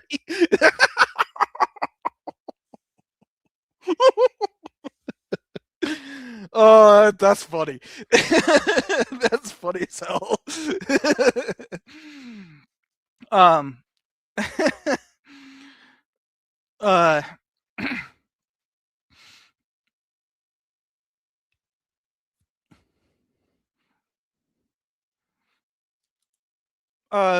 Mike, you have a video essay on. I don't know what your channel is, but get in contact with me about that. Like, send me a DM or something. So with like a link to your channel, or something. I'm interested.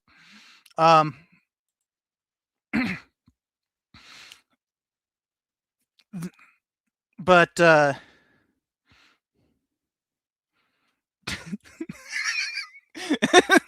some folks was like, I'd be the culprit.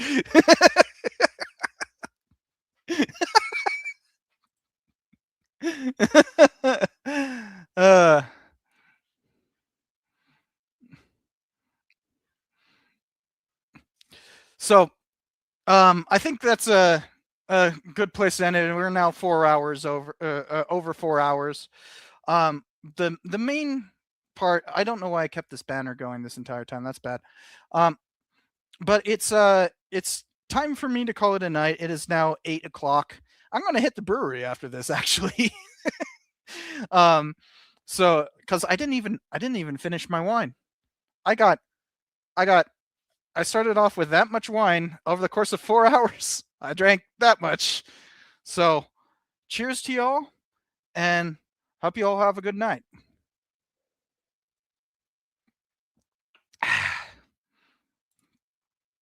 All right.